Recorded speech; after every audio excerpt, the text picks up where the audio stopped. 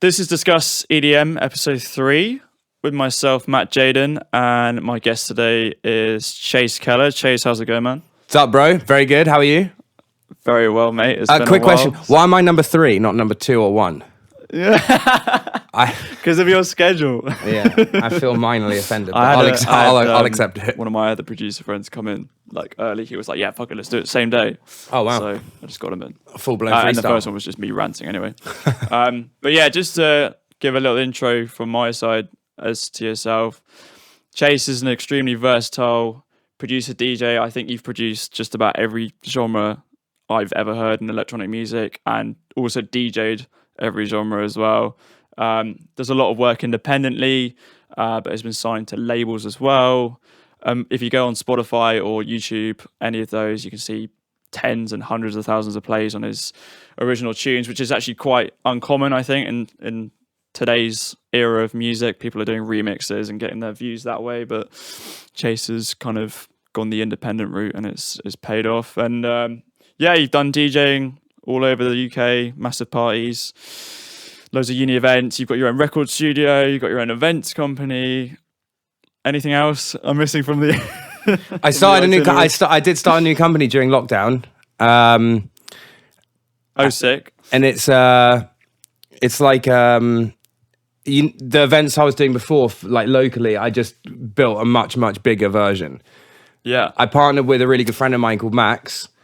Yeah, and we've bought like multiple structures, like the events flooring, Lutons, like lorries, everything. It's frigging crazy, to be honest. Like there's like £200,000 worth of like lighting tech and desks in an 18th. It's absolutely mad. It's expensive to put on. We have like 9 staff working per night. So it's like it's a full-blown festival stage, and we just take it to people's houses. That's wicked. That's ARRIA. ARRIA is actually that launched before, just before lockdown, unfortunately, because then all the events got cancelled. We actually did well. We had so many bookings in that we got lost, but they'll come back next year probably. And during lockdown, I decided that I went through my like media folders of like recordings, like previous masters I've made and like finished mixes, all that kind of stuff. I reckon that there was probably about 300 in there. And I was like, this content just sitting here is a joke. Like, some of it's out of date, some of it's just really, really good, but just not in that genre that it needs to be in. Like, for my stuff I release in is like 4 to floor commercial dance music, like hook, bass, or vocals. And very, very rarely do remixes. But I have like, I can push slightly either way. As long as it's still like pop or dance, I can go like 20% out. So I could go into drum and bass as long as it's really poppy and still hook based. Or I can go into house music as long as it's still hook based. Yeah. But I got shit that's way too urban and like hip hop stuff and so many like just throwaway things. So I compiled a list of like 50 tracks and remixed and mastered them and put them on a website called musicforedits.com. Nice. Which is for royalty free for like vloggers and anyone that needs like background audio and stuff like that. Yeah, legit. That's a good use of that, mate. Yeah, literally, I've been dumping stuff on there, and it sells quite well, to be honest. Like people like it, but it's like online advertising, Facebook marketing, Google AdWords, all that stuff is like it's like a year's worth of skills to like implement that properly. So I'm just kind of like dipping my toe in the water from each of them, and still trying to produce flat out, and also running the other company is Orchard House Sessions, which is like studio work for other people. But I don't do like bands. I actually could now. I have the desk and all the other mics and the bigger booth, but now I just rather do like acoustic stuff, just nice 2-channel, run it through the like nice analog and just get buzz out of it. It's pretty fun. Yeah, legit. That's wicked, mate. Well, that's a hell of an introduction anyway. Yeah, I got a lot going on at the moment. Yeah, but you're a busy boy. What I did with Aaron last week was kind of start from the beginning of all of his music stuff. So I don't know if you wanted to do that. Like, obviously we went to the same school. We didn't really meet at school because you're a couple of years older than me. I only met you in my last year of sixth form when I went to one of the parties that you were DJing at. But yeah, I'm curious. So when did you first start getting into EDM, dance music, house, all of that kind of stuff? Was that when you were at school, a teenager, or was there like an earlier influence? I was obsessed with music from like quite a young age, but I always loved dance music. It kind of freaked me out, like how like different music, when combined with like the mood you're in, can really elevate how you feel. It just kind of freaked me out a bit. And like the fact that without taking any form of drugs, like you could listen to dance music. And for me personally, it would take me from like a 6 out of 10 energy level to like a 9 out of 10 energy level just in 3 minutes or 5 minutes from one loop, like one melody that just did that. Like it's crazy, no messing around. Like you just listen to that tune and you're just full of like adrenaline and you just want to go fucking run and smash through walls. So I was like, man, true. This shit's cool. I played the drums a little bit when I was younger, but my brother played the guitar, like, you know, standard when you're young. But I didn't really do any music stuff. I really wish I got into piano. I wish I'd done piano. That would have really, really helped now for basic music theory.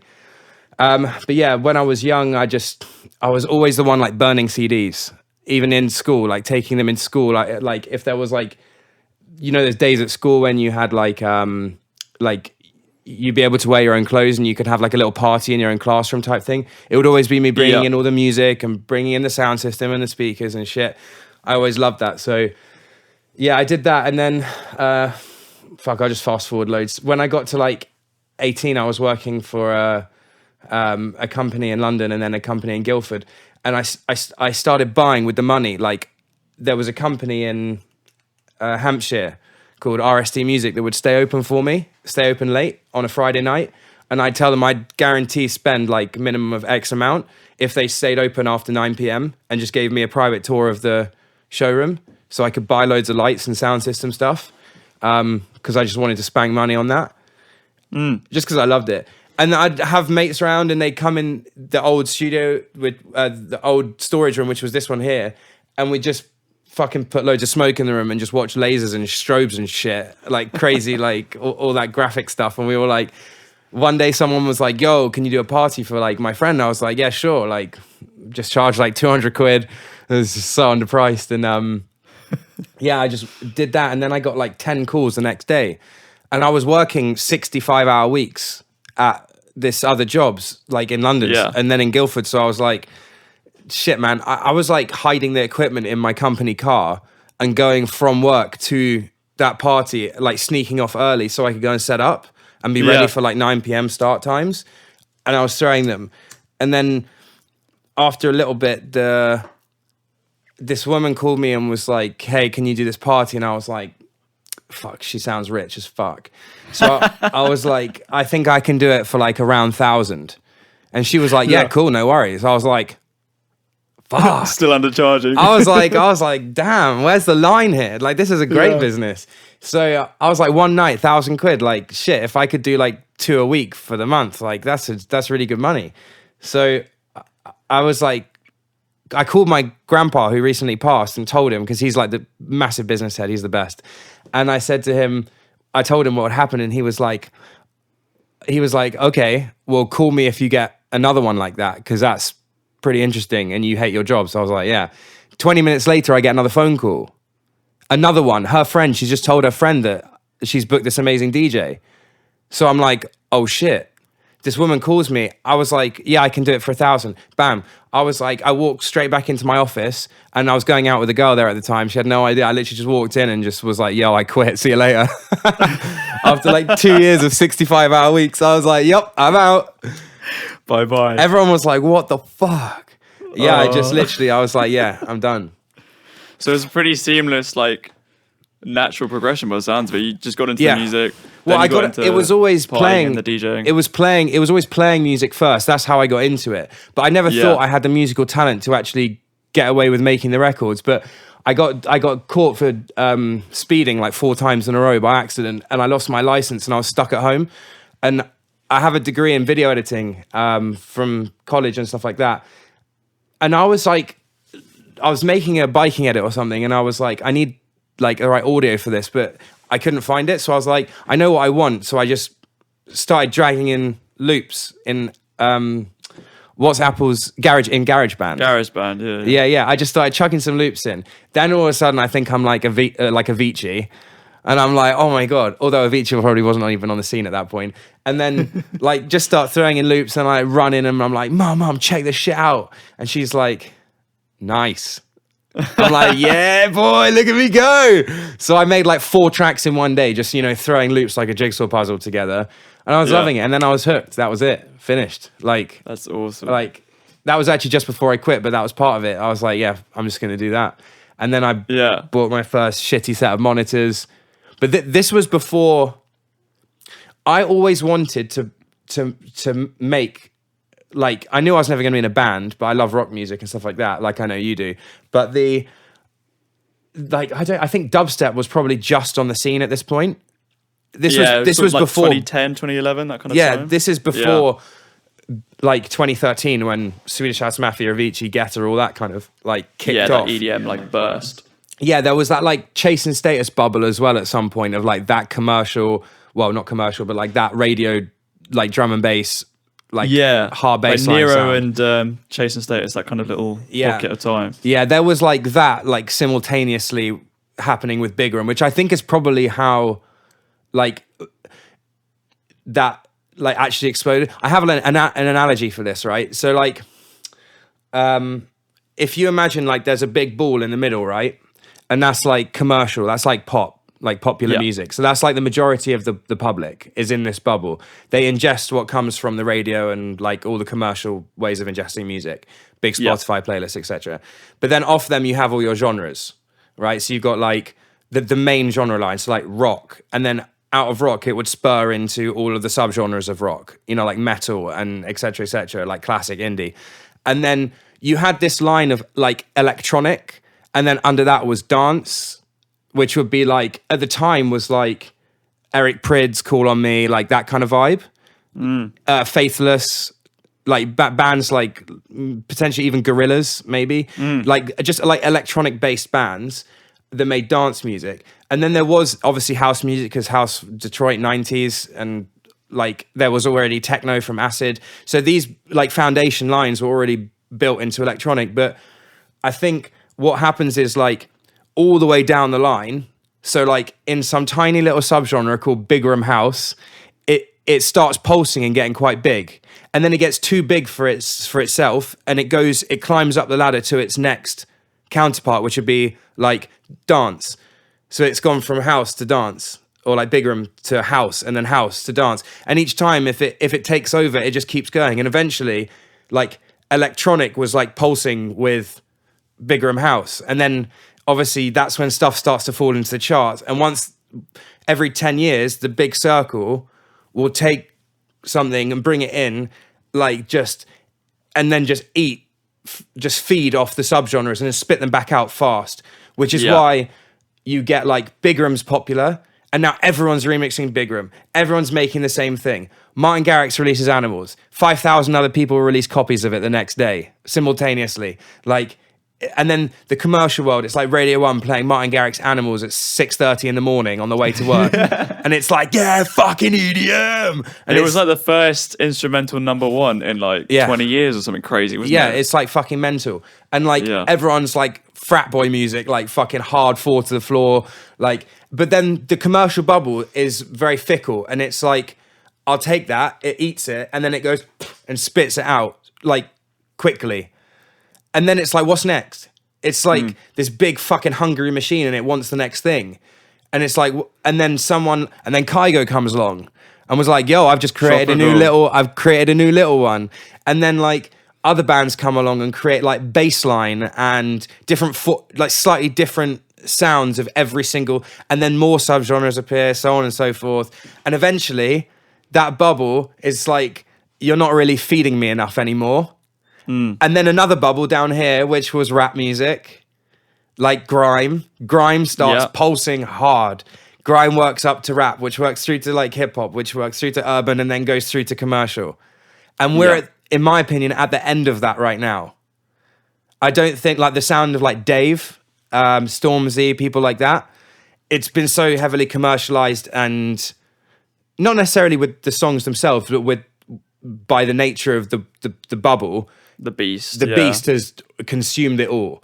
There's probably going to be another last-ditch attempt, this is the big question for record labels. Like, what's the next thing, and how can you get on that quickly early enough? Before Before, because they're quite delayed, aren't they? Normally, in terms of getting on board with the underground stuff, like you said, like it kind of bubbles for a bit on its own, and then a few people start noticing it. Bigger DJs start playing it. That's it. And then all of a sudden, the commercial guys are like, "Fuck, we need to make this. We need to make this like monetizable. Yeah, we need to make money out of this." Well, the labels are either forward-thinking labels, and they're looking for the next big thing quickly, and they have the resources and cash to jump on it and sign and push, but it has to be organic. A label now, I don't think, can create that genre. It has to come grassroots, and then the label can jump on and push it up into that big bubble. But you either get those forward-thinking labels or you get reactive labels who once that's become popular, then they start looking for all the talent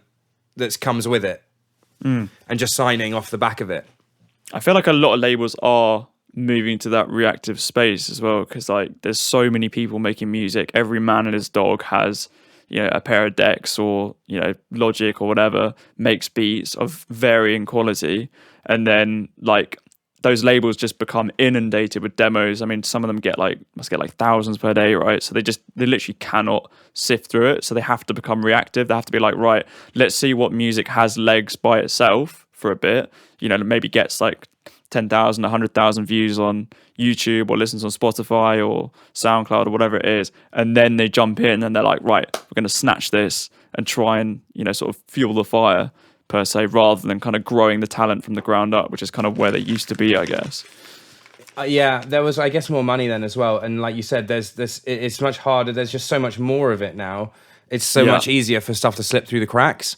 Like, when you've got 10 bands coming in and dropping demos into an office, and you listen to them and you think, okay, every week you've got like 100 or whatever demos, and you're like sifting, and then you hear something that sounds a bit different. You're like, shit, let's take a punt on this. This is really cool. Fair enough. But when you've got like 28,000 a day coming through, you'd need to hire 5,000 people to just actually properly listen to that music. So it's like, you can't get AI to listen to it. There's no faster process than manually listening. And tracks like Opus by Eric Prydz, like those 9-minute tracks, they need to be listened to in full. You can't just listen to 10 seconds of it and go, nah, it's not a hit. Yeah. So it's like rock songs as well. Look at like Tame Impala. Like they have like parts of their song which are like the most special thing ever that blow up, but the rest of the song is cool. So it's really, really hard for them now, I guess. Yeah. And the new argument, and I've had this with majors a lot because I've been speaking to a lot of majors recently, is why would they sign me, who has X amount of like under 100,000 monthly listeners, under 100,000 Instagram, etc., when they can sign someone who's also really good, who makes great music, pretty much on a par, but this guy's already got a million monthly listeners. If out of the two they just sign the personality and things like that, they're not as important as they used to be. The look, the sound, it's kind of like, it's much easier to break someone who's already got a million monthly listeners because they're monetizable. Yeah, it's like buying another business out that's already successful, as opposed to, starting another business, basically. Yeah, and I know lots of people in the industry that are actually quitting their jobs at their management companies or labels because they want to do what they thought they were going to be doing from the start, which was building talent from the ground up, like finding someone who was talented and unknown and shaping them, helping them find their sound and like breaking them all the way through. Yeah. Whereas that's quite rare now. Like it's more like do quite a lot on your own, prove to us that you're actually marketable, and then we'll look. I would say it's the majority now, personally, from my experience. Do you think the labels will still be around in like 5, 10, 15 years, or do you think it's going to become homemade everything? No, the labels will be there. Yeah, they'll be there. They're too big not to be, and they do serve a huge purpose, like a massive purpose. They're actually very necessary still. Like labels get a hard time, from like these horrible shit stories you hear, about like, oh, I joined this contract and got fucked by it. Like screw labels, they're the machine, and I'm making the music. It's like, well, you signed the contract. Read the contract, and you'll understand what it says. And if you don't understand it, get like you need a lawyer anyway. You and your lawyer read it, and he'll tell you know what you're getting how into. you're getting fucked, how hard how far you're getting bent over in that contract. And if it's like, you know what, like they're gonna like one of my favorites is the recoupable money thing in with labels. That's the best thing when a label's like, so when you sign and they're like, right, we're gonna put £100,000 into your project, and you're like, 100 grand, shit, that's crazy. And they're like, and it gets better. Here's 50 grand as a sign on, and you're like, oh my god, cash! This is the best. I'm making cash. This is amazing. And then you realize that magic little word, recoupable. Yeah, recoupable, meaning that money goes back to said major label first out of the earnings of all royalties and merchandising, touring, 360. So they're not, it's a business. People forget, they think that labels are like these nice people that when you make great music, they're just going to hop on and be like, you smashed it, bro. Now here's free money. Like, no, they're a business and they want to mark up thousands of percent. Thousands. Like, they're high risk, and like music's the highest, it's worse than restaurants. It's probably the worst investment you could ever make. Ever. It's the riskiest investment. Like, you've probably got, like, even as a label, like an absolute fluke shot. And I know this for fact because I have people from majors in here, and I have for years, and they tell me, like, they'll sign 10 artists for like X budget, they'll sign 10 artists. Like, let's say it's like £1 million, 10 new artists. They say out of that 10, usually 8 will flop and all the money they spent on them will just down the drain.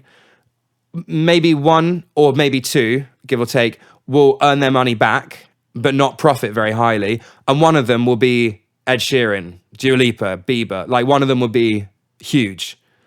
And they'll make all the money to cover that 10. But then they think the next year, then that person, every year they get like another megastar. So if they just keep going for 5 years and they can stay afloat, they should end up with 5 or 6 megastars churning in money, giving them more money so that they can sign rather than 10, 15 and hope for 2 bangers. But these guys say to me, we never know who it's going to be. Sometimes it surprises us. And that's interesting, isn't it? Because you would have thought those guys would just have it figured out, right? You know, the kind of there's no way, the sound, bro. You know, all the statistics, all of that shit. And the cheating is much harder now. Like the people forget like everything. If there's a way to cheat, shortcut, people will take it. Big business will take it. If you think everyone's just sitting there like, you know, doing everything by the book, then you're fucking crazy. Oh yeah. Every shortcut under the sun is being taken. And like go in CD days, like people, like, you know, I've heard about labels like, I don't know how factually correct this is, but it sounds correct. And like, I heard it from a pretty serious guy who owned a label and sold it to to Branson. So like, I think you end up with these labels and they send runners into HMV to go and buy all the CDs out that they just stocked of their artist, and that forces them up the charts. And then HMV don't give a shit because they bought the CD for £5 and they're selling it for £12. Yeah, they make the revenue. profit, and then but the label are like, it's more beneficial for us because although they're paying that money, they're buying the stock back, and then they just give it back to them an hour later. They just wait in the car park and then just give them the stock back. But it inflates all your numbers, and why would you not do that? Like, yeah. And that's crazy. It's almost like physical bot farming, isn't it? It's like, yeah, that's where it came from. I version. think that's where bot farming. It's not an original idea for online. It's been going on forever. Yeah, At every shortcut under the sun. Like look at it. Like what's it called? Payola. You know, like radio DJs just being paid cash. You know, drugs, like whatever they want, just to play. You've seen the fucking TV programs from the 80s, and that they've been corroborated by industry execs. Like, that was all serious. Like, they didn't fuck around. They want a big DJ to like play your song. You go in there and give him a bag of fucking cash. Yeah. And tell him spin this 10 times and see what happens. Legit. Money talks. Yeah. Always has, always will. And that's why labels will be around forever. Because, and also, even for companies like Spotify, I hear there's friction between the two, but they're still necessary because imagine how many tracks go up on Spotify every day, and how hard that is to filter into the good ones. Whereas that everything a label signs is already going to be in the top 1% of that category. So the labels that then go to them and say, yo, these are the best of the best. We've done your job for you. We've listened to the thousands of demos. We've signed them. We've put money into them. We back them. Therefore, you should trust us. And that's how the labels have like such good Spotify connections, because they can usually get stuff placed if it's good. Legit. But so is that why you're still looking like down the major label route? Because obviously you've done so much stuff independently, and I know you were signed to, well, either one or two, I can't remember how many you told me, but like a few like almost indie like labels, right? Like smaller labels. But you've done a lot of releases independently, and they've all gotten decent plays, pretty high level stuff for someone just releasing by themselves. But is that why you're going for the major labels? Because that's going to be the kind of the final kick that's going to hopefully take your stuff into like that same realm. I mean, it's got better odds than the scratch cards, but it's obviously it's still not like 100%. I mean, personally, I think a lot of my music is very good for sync, and I'm after getting paid. I want to get paid for the stuff I create, not by like the odd stream here and there or by bulk stream. I'm talking like big cash from big sync deals, big brand deals, and big gigs. Yeah, I want the music to hopefully get me there, but that's where my aim is to go. I'm just kind of going through the steps of like self-releasing first. You might get lucky. It's so editorial playlists on Spotify, like that's crazy. That curator might be listening to your song at 6 a.m. when they've just got into work, and you've just uploaded a really heavy drum and bass tune, and they're like, "No, thank you." Yeah. Whereas they're just about to leave work, and they've had some really shit phone calls during the day, and they hear some really emotional ballad that clicks with their emotion at that time. They're going to be like, "Wow, that connected with me," and it will give it that boost. And they'll go, "Fuck it, yeah, let's share it. Let's have a look at their profile. Let's look at their bio. Let's see if their Spotify's. Let's see if they're serious. Have they got a bio? Have they got photos, etc., etc." Yeah. That's something I think a lot of artists miss, and it's something I've been recently working on. I'm actually just branding, that kind of stuff. I'm working right now with an old friend of mine. He actually manages Louis Tomlinson from One Direction and James Arthur right now for Psycho for Sony. Very nice. And he's not managing me like per se, but he comes around like three times a week kind of vibe, and listens to music, feedback, and we'll work in the future together on stuff, definitely. But yeah, he's just basically like, right, here's a list of 10 things you need to go and sort out ASAP. Yeah. Before we look at approaching. So I'm doing a similar thing. There's a guy called Adam Ivy who is a bit more of like I think he does a lot of hip hop guys, does a lot of producers and a few DJs and EDM guys, but I've got him, like I'm doing like an internship with him. Well, I don't know if you could call it that, like a one-to-one basis, right? For like 3 or 4 months. And yeah, straight off the bat, he was like, "Bro, you need to change all of this," because my social media was shit. I literally had nothing on my Instagram. I barely even had an Instagram for my music until like last year. Twitter, I wasn't active. Facebook wasn't active. I was like, I just want to make music, and hopefully I put it online, and it would just, if it's the right song at the right time, it would just blow up and job's done. And he was like, "That is a piss poor attitude." He's like, "Sort it out." He's like, "Sort the branding out. You need to be diligent. You need to treat it like a business." Like you said, like you need to check every box off and make sure the odds are stacked in your favor of someone who likes your kind of music finding you and connecting with your brand and then becoming a follower. Yeah, it's not just the music. It is truly the brand now. Like, yeah, there's a whole range of things that can, like, look at like a band like London Grammar. They're not the biggest personalities ever, but their music does the talking, but it fits. The music has a personality. Yeah. Like, you have to have something about you in this game. Even if you're just like a really, really hot girl that makes good music, that could still be it. Legit. That can still do it. There's a lot of them in the chart. Yeah, but it works because you want to watch their videos because they're hot as fuck.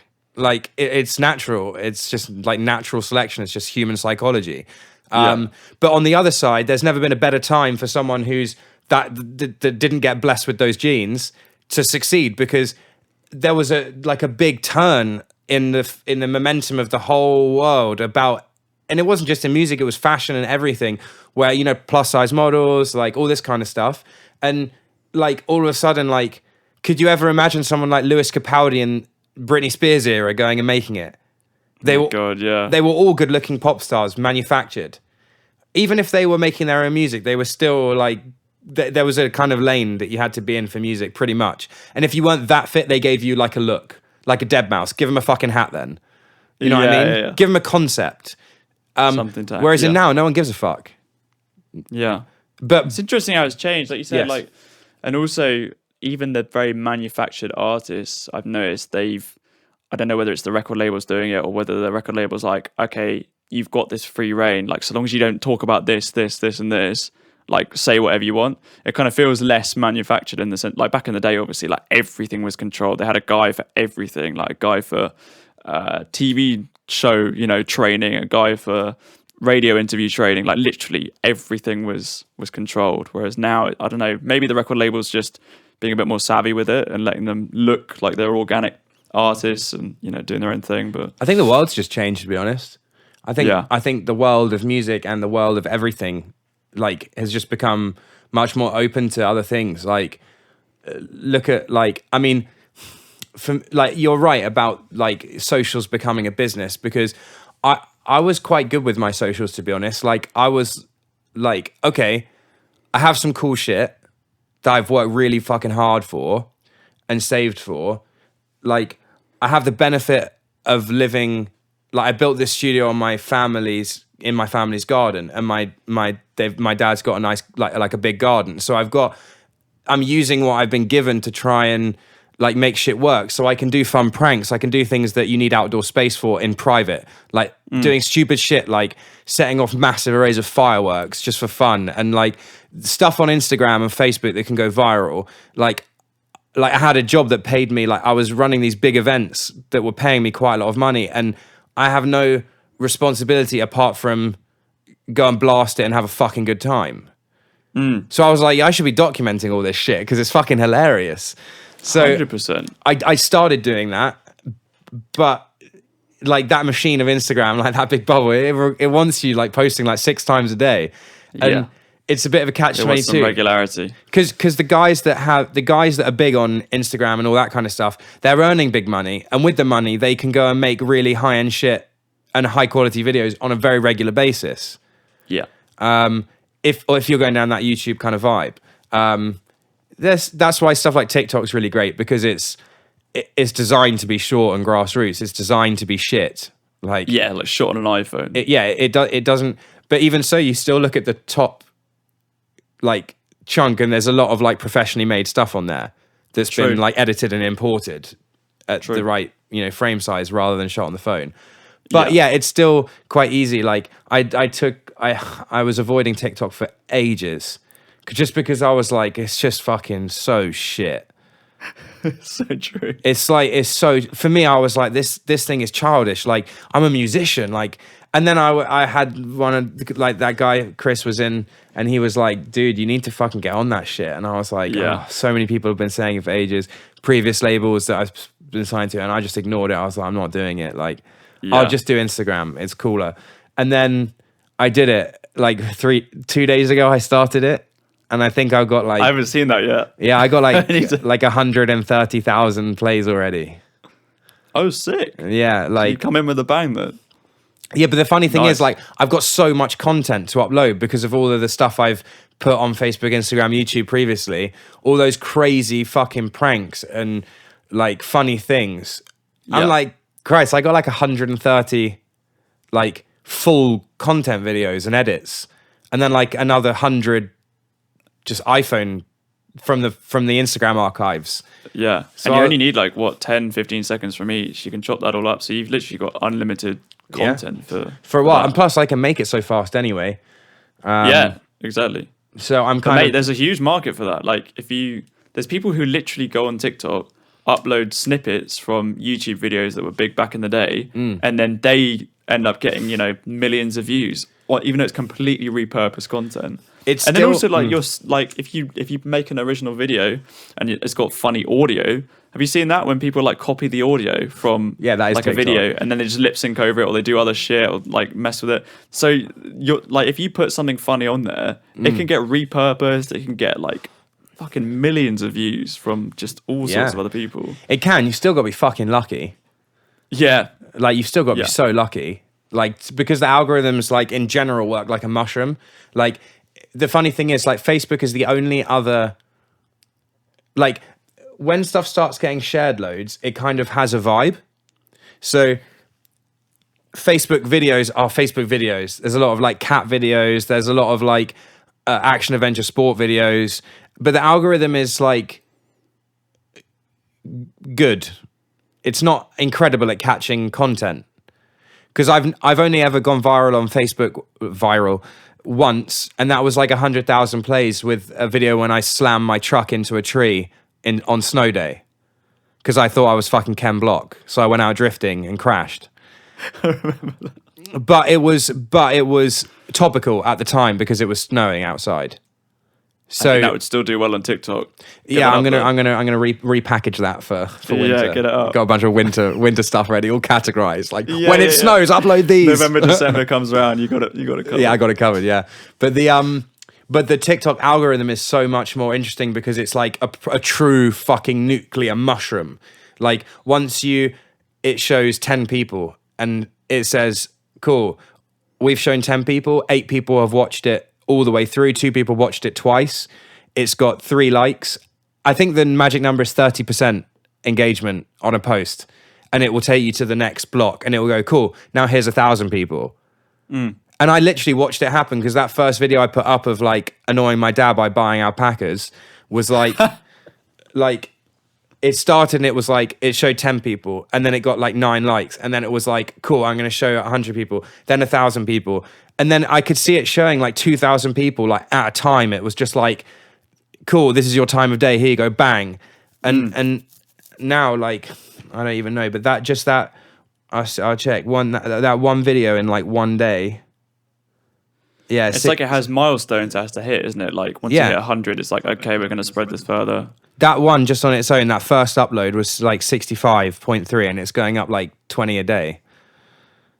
That's not and viral. Got loads of shit like that. That's the thing. That's why I think you should really slam that platform. Like, yeah, I guess it's just like the whole. I have no interest in becoming TikTok famous. That's not. I don't want that. Like, I don't want to do that. I want people to go and listen to my music. And if this is a way to get people to go and actually listen to my songs, because that's. The most common thing I get is when people come in and I show them all my upcoming releases that are unreleased work. They're like, what the fuck? This is obscene. Like, this is all charts. This is all like chart quality music. And I'm like, thanks. And then I put it out one by one and it gets like 28, 40, maybe 100K on Spotify. And it's like... But I think that's kind of the experience you cultivate there. Like bringing people into the studio, showing them you've got all this cool equipment around you. Like you've got this whole vibe set up.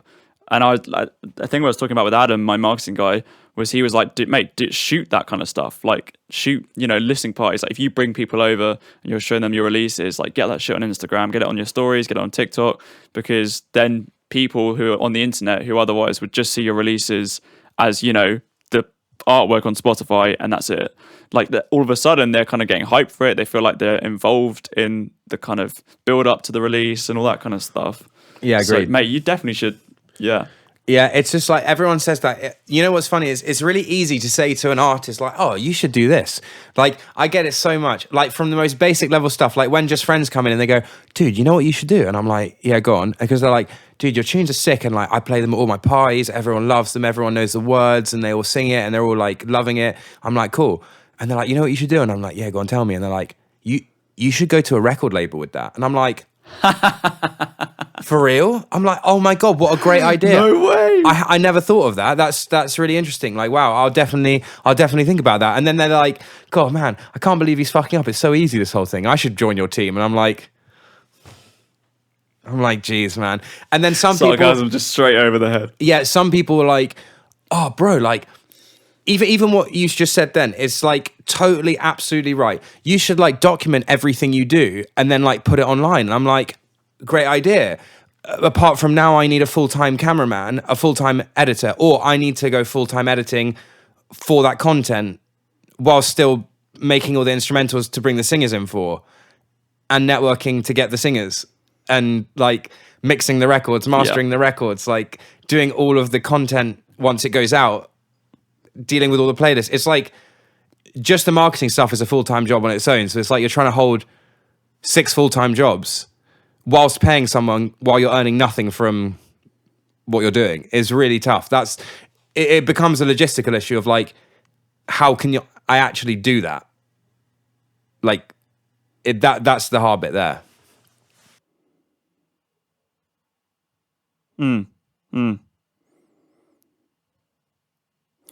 Yeah, it's that old balance problem, isn't it? Like you said, like if you're homegrown and you're trying to push up and you haven't got that team already, like where the fuck do you put your time? Like if you just produce music 24/7, that's great, but who's going to take care of all the other necessities like you've just mentioned to actually, build some momentum? Or all of a sudden you're editing music videos for like 10 hours a day and you're like, when am I actually going to make any new music? And this is literally this is what I see, and I've seen this like relentlessly the entire time since I started. I started when I was maybe 20 is when I actually like went in full. I was like, this is it, I'm going. Like I had the equipment to be able to start making music. 23 was probably the age where I had enough skill to actually be making a good record, and at 25 I could make a hit. And then I'm now 28, so for the last 3 years I've had competitive-esque music. Like they all get to a level, but even now management come and they go, man, like every record you're making like now is better than the last. And I think it's because you build a new benchmark for yourself. But yeah, you were right in what you were saying. Like I have no real like useful advice for people when it comes to like how to deal with this like mammoth task of like breaking yourself, because like you said, you have to kind of choose something. And sorry, this is where I was getting at. I've gone off topic, but what I was trying to say was what I see the most is the process you just said. Like someone's making music, they're actually got something cool about them. They got a cool look, they got a cool sound. They're making tunes, and while they're at music school or uni, and then they finish and they're like, go one of two directions. They either go, fuck, I need a full-time job, and music's gone forever. You can't get back in, that's done. Or you go, fuck it, I'm going for it. And then those people are like, cool, they're really excited, motivated, they go for it. And then a year down the line, they can't financially support themselves because all they're doing is, as an acoustic singer-songwriter, is just gigging on the weekend and maybe busking, and they're living on fuck all money. And when it comes to promo, and Sony are spending 2-3 million a release, or £1 million a release on making a song, 2 million on releasing it, for the huge songs, like even if it's 100 grand, even if it's 5 grand, like how is someone who's busking gonna save 5 grand spare legit with all their living expenses? And they've like got to buy 5 grand for someone who's even on, like 30k a year, 40k a year. That's a significant portion of that. Yeah, like for one song. Like after your normal, even after food a year, if you're on 30k a year, that's like quite a good job. Like 30k a year. Now you minus your food and your Sky and your internet and like all the other things, and your car and your petrol and your insurances across everything and your phone, etc. Yeah. Let alone anything social. Or plus extra. Going out for dinner once a week, plus, something social maybe once every 2 weeks. Like, if you got a girlfriend, birthday presents, Christmas presents, all this kind of shit adds up. That 5 grand is like your entire spending money for the year. And you want to dump it into one track with some guy on fucking Google who's like, yeah, give me 10 grand, I'll try and get you a hit. You give them 10 grand and they do fuck all. So it's super dangerous, that world. Like, that's why music, it's really tough. Yeah. Really tough. It is. But I think that the toughest bit as well, sorry to interrupt, but like with with Hybel, my the guy I had on a couple of weeks ago, he's making some headway, but he's always been behind the scenes. So I've known him for about 5 years, and he had a couple of tracks that kind of blew up on SoundCloud initially. He had quite a lot of interest from record labels. I think Refune was the first one, Sebastian and Grosso's label, and then he had like Spinnin' and a few other people. But then he started to fall into the world of producing for other people, because that was where the money was, and that was how he was actually going to make an income. And now he's like trying to get back out into the spotlight. And even this guy who's had like millions of views and listens on Spotify and, you know, major record label interest, albeit, you know, 5 years ago or whatever, is struggling the same as, you know, myself or yourself or anyone else, because like you said, like it's almost like an impossible task of, where do I put my time? Where do I put my resources? How do I get more resources to put into it? And it's just kind of, yeah, and there's no cheat code. Like you said, there's no cheating, there's no getting around it, because people know the cheat codes. If they were, you know, absolutely 100% going to work every time, we'd all be major music artists, like just off the bat. Like, it's an interesting one. Yeah, it's... You've got to, I think, the only advice I could give to anyone that I know to be true for myself, and that I know, is that no matter what happens, you have to be making music that's relevant and original all day, every day.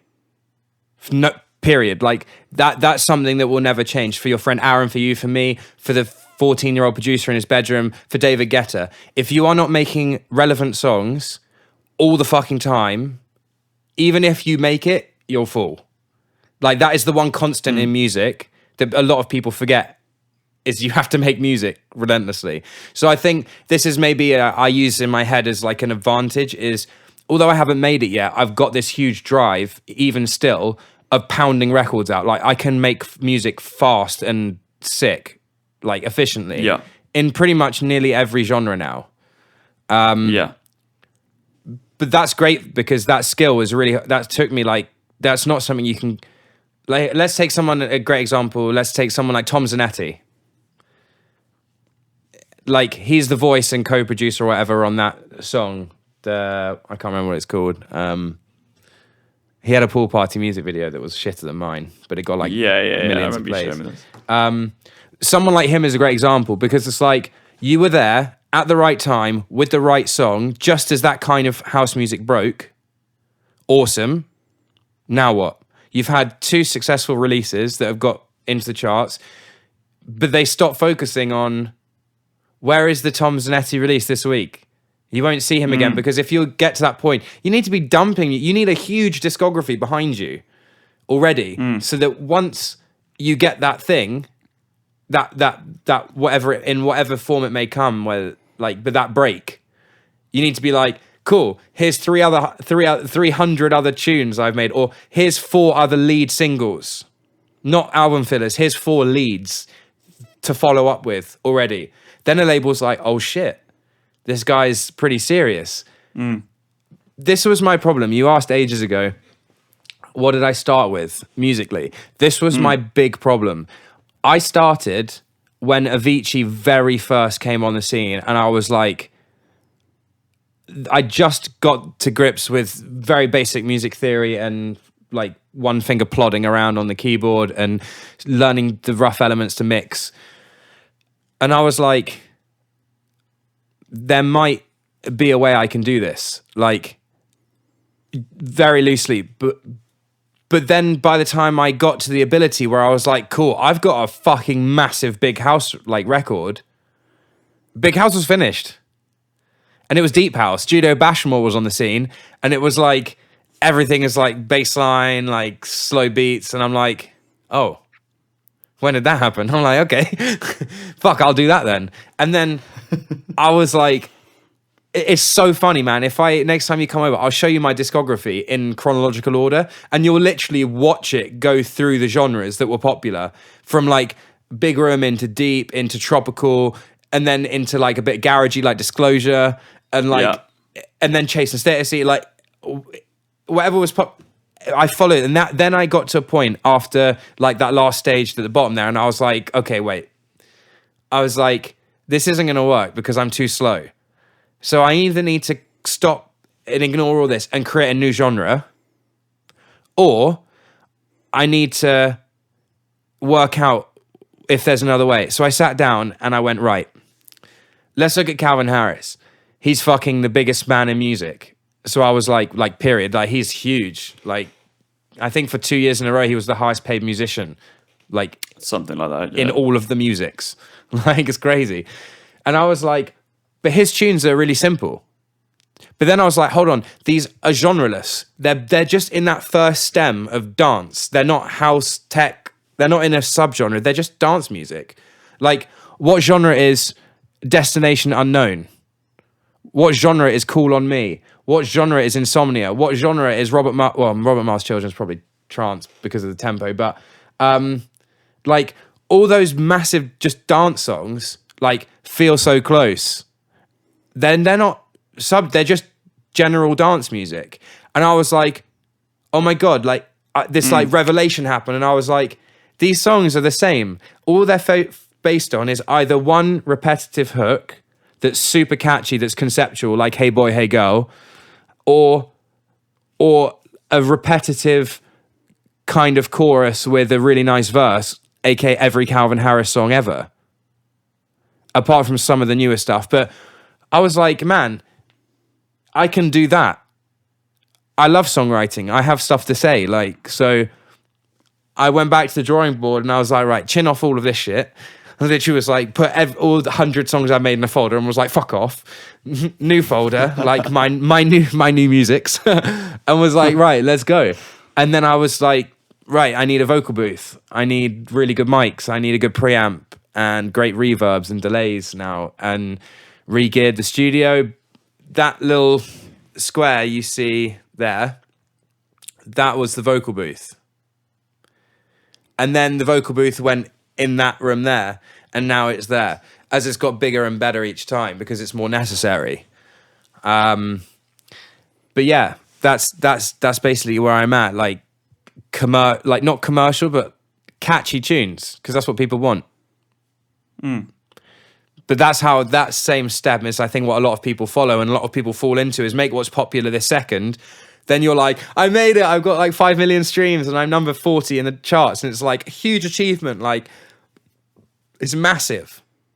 Like, massive achievement. Like, kudos to anyone that's managed to get anywhere near that on their own, independently. Like, you've got really lucky and got a really relevant tune. Yeah. Awesome. But what the fuck are you going to do next? Yeah. Like, what are the big artists going to do next? I remember Tiny Temper saying after he released his first album with Pass Out, he was like, I thought the first album was most important. He's like, it's not, the second is. Because once the first is broken, the second is going to dictate whether or not you're going to be a star or whether or not you're going to be a one-hit wonder. Yeah. So that stuck in my head for a really long time. And I was like, okay, well, I'm going to make sure I've got so many fucking songs in the locker that no matter what happens, if I catch a break, I won't fall down. Yeah. That's the thing, isn't it? I think people forget. People think that you just break through that ceiling and then that's it. You have a lifetime of enjoyable success and wealth and, you know, parties and all the trimmings. But it's a constant rat race. Like, even the guys at the top have to be, like you said, making music all the time, making sure they're pushing the envelope, as well as, you know, looking out for other people who are pushing the envelope, trying to not only maintain their sound with the trends, but make trends as well. And it's just this crazy task. And yeah, it's no easy feat. But I guess if you're truly passionate about music. Sorry, go on. Oh, well, I was just gonna say, like, if you're truly passionate about music, that's what you need. That's the fuel that keeps people working at that level. Because if you're just doing it for a bit of fame or a bit of nicety or whatever, good luck. Like, finding the sustenance at 3:00 in the morning when it's, you know, all your friends are out having a good time and you're in there in fucking Logic or Ableton, you're like, fuck, what do I do? Like, how am I going to make this? And it's not like, if you've made a really successful like house record and you've stumbled across chords really luckily that are catchy, awesome, again, great, good job. But now, have you got the ability to do it another 100 times? Like even the biggest and the baddest. Look at someone like Eric Prydz. Look at Piano.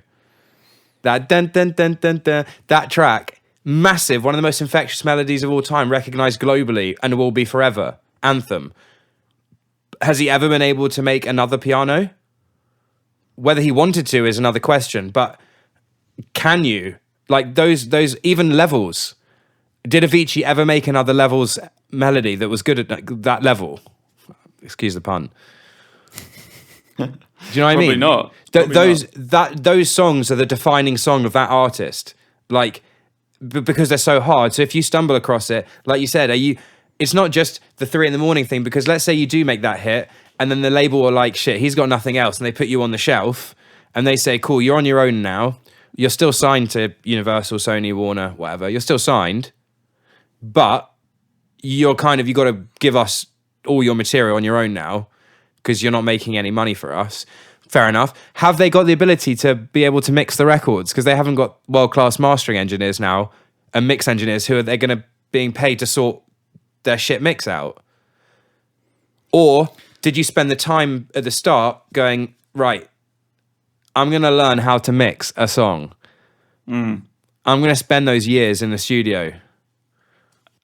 If anyone's undertaken that task, they know how fucking boring and uninspiring, unless you're like a true audio geek and you love that side of things. If you're like yourself or I, where you like making music, you like music for music, and not like, oh, I wonder how they got X amount of 6K in that track so nicely. Like, if you don't think like that, then it's a chore and it's a necessity. And like you said, if you haven't taken the time to learn those skills yourself, you're going to struggle, especially if you're used to someone else doing it for you. Like a lot of these bands, for example, like you said, obviously you're into rock music and band-based music as well as I am. And a lot of those guys will get in with a sick producer. Either they know someone or, they've signed a record deal, whatever. That producer makes an awesome sounding track for them, like unbelievable sounding. And then all of a sudden they lose those links for whatever reason. They go to another studio, record, the same kind of music, same kind of songs, but all of a sudden you've got a producer that doesn't know what he's doing, or maybe they're self-producing and the mixing isn't there, the mastering is not there. It's fucked. Like the record's gone. Like what made you appealing, the sonic elements, they're gone. And yeah, there's a lot of skills you need. And whether or not you develop them yourself is, I think, a real factor in the people that kind of are able to grind out and get successful of their own accord. Well, this is literally why I started getting a bit of a boner for making music for other people. And it was literally because like I have analog gear, and for dance music, it's sometimes a bit of a chore to use. I usually use it all inbound, coming from the signal path from the mic, and it's always for vocals, like 6 signal chains, but all for vocals and guitar. But then the moment that I get like a more band-based structure in, I'm like, hold on a minute, my songs are like 110 channels on average, and I'm like, hold on a minute, this song's 2 channels. I was like, look at all the space I've got here. I was like, holy shit, I can like really plant this vocal exactly where I want it, and then put the guitar. And then I'm like, oh my God, the bass is so easy to slot in. So I was just like, holy shit, like all those things I've learned over 7 years of mixing electronic music, they do completely like, they're very useful for acoustic, and they're very transferable. Legit. So that's when I was like, now when I mix people's records for them, everyone's like, oh my God, it sounds incredible. And I'm like, thanks. And I'm getting, every time I do it, I get better and better at it again, just like everything. But yeah. It's I could definitely see that how that helps though, because like with electronic music, you've got so many weird sounds going on, like synthesizers and things that they're not instruments, they're not physical things making sound, right? Synths are the hardest thing to mix. Because they can be anywhere. They can be anywhere in the frequency spectrum. Whereas with band-based music or acoustic stuff, you know what you're doing. Like where a guitar's going to sit, where a vocal's going to sit, where drums are going to sit. Like the only tough one that I've ever come up with, like, not saying that mixing records is easy by any means, but the only 2 things I will say consistently have been the hardest are mixing electronic guitars, like grungy guitars that are like big and wide, because they take up so much space, and you're like, fucking hell, okay, everything has to revolve around that, plus you've got vocal, bass, drums, backing vocals, harmonies, all this kind of shit, and you're like, it's a bit of a head scratch where you're like, where do I place these? Because they still have to be prominent. And synths are the exact same thing. However, usually in dance music, and I make this mistake as you do as well, I think, less is better, less is more. Yeah. And I have a tendency to fill the fucking bucket all the way up. Whereas in sometimes the bucket don't need nothing in it. 100 plus channels, yeah. Yeah. Sometimes people open up their projects and it's like 12 channels. Okay, effects is 8 mixed, bounced into one, but like they've got 12 channels, and I'm like, they're like, yeah, well, there's my kick, there's my kick, and there's my hat and snare, and then there's my like bass line, and I'm like, and there's my vocal, and I'm like, you've got one vocal channel. I'm like, my projects have like 35 vocal channels minimum for harmonies and double tracking and like everything. I'm like, shit, maybe I'm going about this the wrong way. Yeah. It's mad. It's a difficult one because it depends what kind of style you're going for. But I think the general sentiment is definitely less is more. Because I mean, look at all the tracks that are huge. They either have one particular melody that stands out and everyone knows, like levels, like you said, like everyone just catches onto that. Sure, that's probably a few layers, right? There's a few Nexus layers and silent or whatever like going on in that lead, but fundamentally, we're talking like maybe five channels tops. I have to say, I reckon Levels is probably at least 50 channels. You reckon? Yeah, but I reckon something like Seven Nation Army is probably 5 channels. Like those exactly. Kind of tracks. Like the thing is that the dance tracks are quite a hard one because you might have a reverse hat 3 times in a song and have a layer for it. So just in effects, you could end up with like 20 layers really easily. Like, you know how that is. It's and I don't tend to bounce them down into one because I like to fiddle later. Yeah, I'd like to keep it open and editable, yeah. So I've watched videos of Avicii's like tracks and some of them are fucking hefty. And even I saw a video with when he's recording the Wake Me Up album, that one, and it was like one of those tunes, maybe like Heart on My, maybe it was Lay Me Down or something like that. And they were in a studio and you could catch a glimpse at Pro Tools every now and again when the camera goes past, and I can see him like scrolling and scrolling and scrolling. And I'm like, yeah, that's got to be plus 100. I think the skill is almost like it's less is more, but a lot of times there's a lot of stuff that goes into that sentiment. So like the final product will always get down to less, like you said, but there may be like hundreds of vocal takes behind that, comped together to form one nice solid vocal line or a bass line or whatever it is. But the final result, like you said, could be 8 channels or whatever, or 10 channels of just solid stuff, like really quality stuff all the way through. Dude, I have a song called Encore. Did I ever send you Encore to work on? I sent Encore to like 3 producers who I knew had really good like mastering plugins. I was on mix 15 or 18, something like that, before I sent it out. Right. And literally, you can play through each one. You can hear it like going 2 steps forward, 1 steps back continuously every time. And it was at a point that was good, at like 18 mixes. This was a 210 channel track. It was absolute fucking monster. Like, there is shit everywhere in the mix. Every lead is like 9 synths. Like, it's fucking crazy. So I was like, I mixed it as well as I could, but I just knew it could sound better. I sent it to these guys. They sent me back prints, and I was like, none of them are right. So I sent it off to proper Abbey Road like mastering and mixing, and it didn't come back right. And I was like, I'm the only one that knows how this is going to sound in the end. I know where I can get to, and I just put my head down. And lots of people say do it, wait for 2 weeks, come back to it, do a session on it. I was like, no, I'm not having it. I literally went ham. I went all day, every day for like 3 weeks on it, like non-stop. Fucking hell. It was crazy. But that mix now is one of my biggest achievements in music because it is loud as fuck. It's crystal clear. Like, it's very 2020, like clean sounding. There's no analog feel to it, but it is loud and spacious and crisp as fuck. And the kicks hit hard. And the bass hits hard, and it's all space. Oh man! Every time I listen to it, I'm like, whether or not you like the song, I don't even care. The mix is so good; it just sounds good to listen to.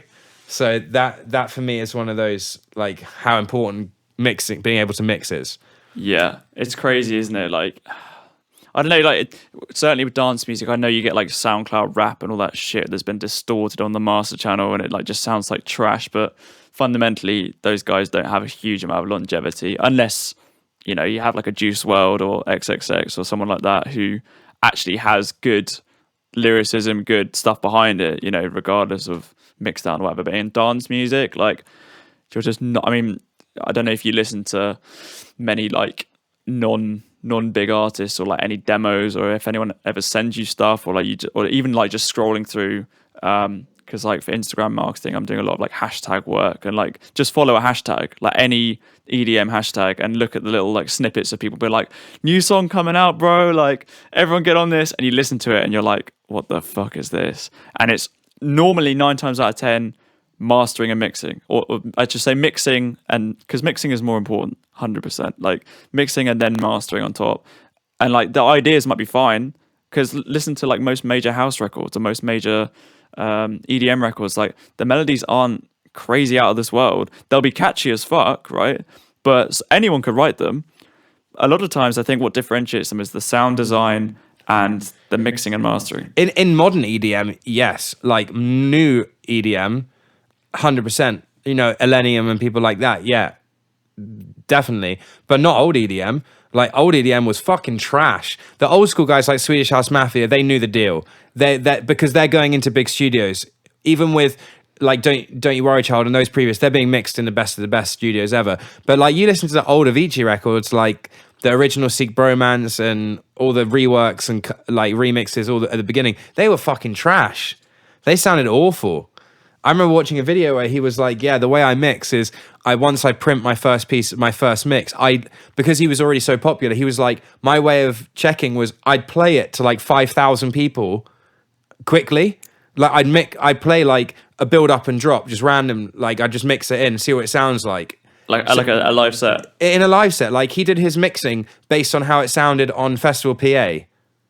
I was like, that's the most gangster thing I've ever heard. Who the fuck does that? Reliable way of doing it. Who the fuck does that? I was like, that's why I've got a big system in here, because my music is usually going to be played on, ideally going to be played on Festival PA, massive sound systems. And songs have really weird sonics sometimes when you crank them loud. Some songs sound better quiet. So it's really important for me that dynamically I still have at least some range, but they smack hard. EDM, when it was Garrix, that style, what was it called? Like the really hard hitting EDM. I think it was just called EDM. Yeah, just EDM or like big room or but big room house, like melodic house, stuff like that. But then like this new genre came in and it was called like EDM. Yeah, it's weird, isn't it? Because like you or I probably know the term EDM from when it was just dance music and electronic music. But yeah, EDM was kind of like EDM 2.0. Like, exactly. That's what I was going to say. What the fuck you call it. Read my mind. Yeah. EDM 2.0 was like the smash limiting, brick wall limiter. Like, okay, cool. We've got the mix really nice now and everything sounds great. And it's like minus, 13 LUFS. Cool. Now get brick wall limiter and just fucking ramp that shit all the way. Let's get that to -4. And if it's not like red for the entire song, you haven't done it right. It's true. Yeah. What's mad? I watched Skrillex released a couple of tracks, I think early last year. And I think they were literally just called like live set tracks. Like the album or the EP was actually called that. And it was like people harassed him so much to release these tracks that he only played live. And he didn't have any budget for like music videos or any of that shit. Like he was like, fuck it. So he literally just screen recorded his Ableton projects. And loads of like music production teachers and all that kind of stuff obviously like took that video and broke it down and did their own videos, but like, look at what he's done here, look at what he's done here. But mate, like one of the tracks is hitting -4 LUFS for the entire song, including breakdowns or like the quiet bits, where there's no drop. And this shit is just sausage throughout the whole thing. And like, yes, okay, probably to my ears sounds a little bit overdone, but like your average EDM enjoyer and listener is like, that sounds clean as fuck, that sounds good, drop still hits hard, sound choice is on point. And I'm like, what the fuck? Like, dude, I tell you something interesting to go and do. I did this about a year ago. I found one of my old hard drives, or no, sorry, that's not true. I found an old iPod Nano from when I used to, and I like, in the back of a closet or something. And I was like, oh man, you know what? I started riding my bike again because I've been getting fat. So I was like, I'm going to listen to all those tunes I used to listen to when I was riding like semi-professionally, like when we were all, my whole group was on it, like when we were all actually really good. And then go out and ride those tunes and, like hit some nostalgia on the way, And I fucking I went on eBay and bought the little charger for it. And like I went all the way. Like I spent like £3 on that bad boy. And then I went out riding my bike and I was listening to them and I was like, there was like 92 kpbs rips in there. Like dirty rips. And I remember listening to them and not caring one bit, just loving it anyway. So I was like, okay, I have to be careful with my mixing not to like, it's a bit of a tough one because you want to always strive. I strive for perfection in mixing, but there is a line. Yeah, there is a line. I don't know where the line is. I still haven't worked it out.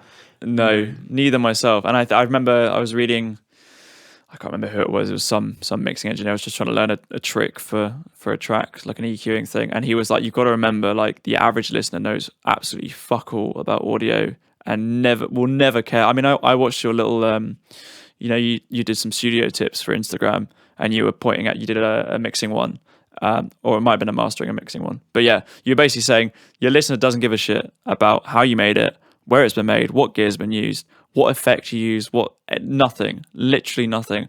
And they won't, like if you play them a track that a 14-year-old kid has just made, who's just started and doesn't, has a long way to go, and, Calvin Harris's latest tune, even if they were like exactly the same song, like hypothetically speaking, they won't know why they like the Calvin Harris one more. Exactly, they won't know. They just do.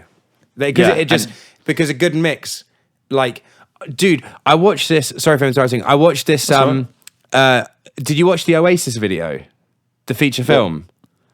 No, they've got a feature film out. It's really good. There's loads of the brothers arguing, but they've got when they did Don't Look Back in Anger. I think it was Don't Look Back in Anger. I think. Don't quote me on that. But they were in the studio and they had this mix engineer and like they didn't get a good response from the song, like from the A&R or whatever, because it wasn't like the mix wasn't quite right. It just sounded a bit muddy. And they got a new engineer in who did a fresh mix of the whole track, and that's what you hear today.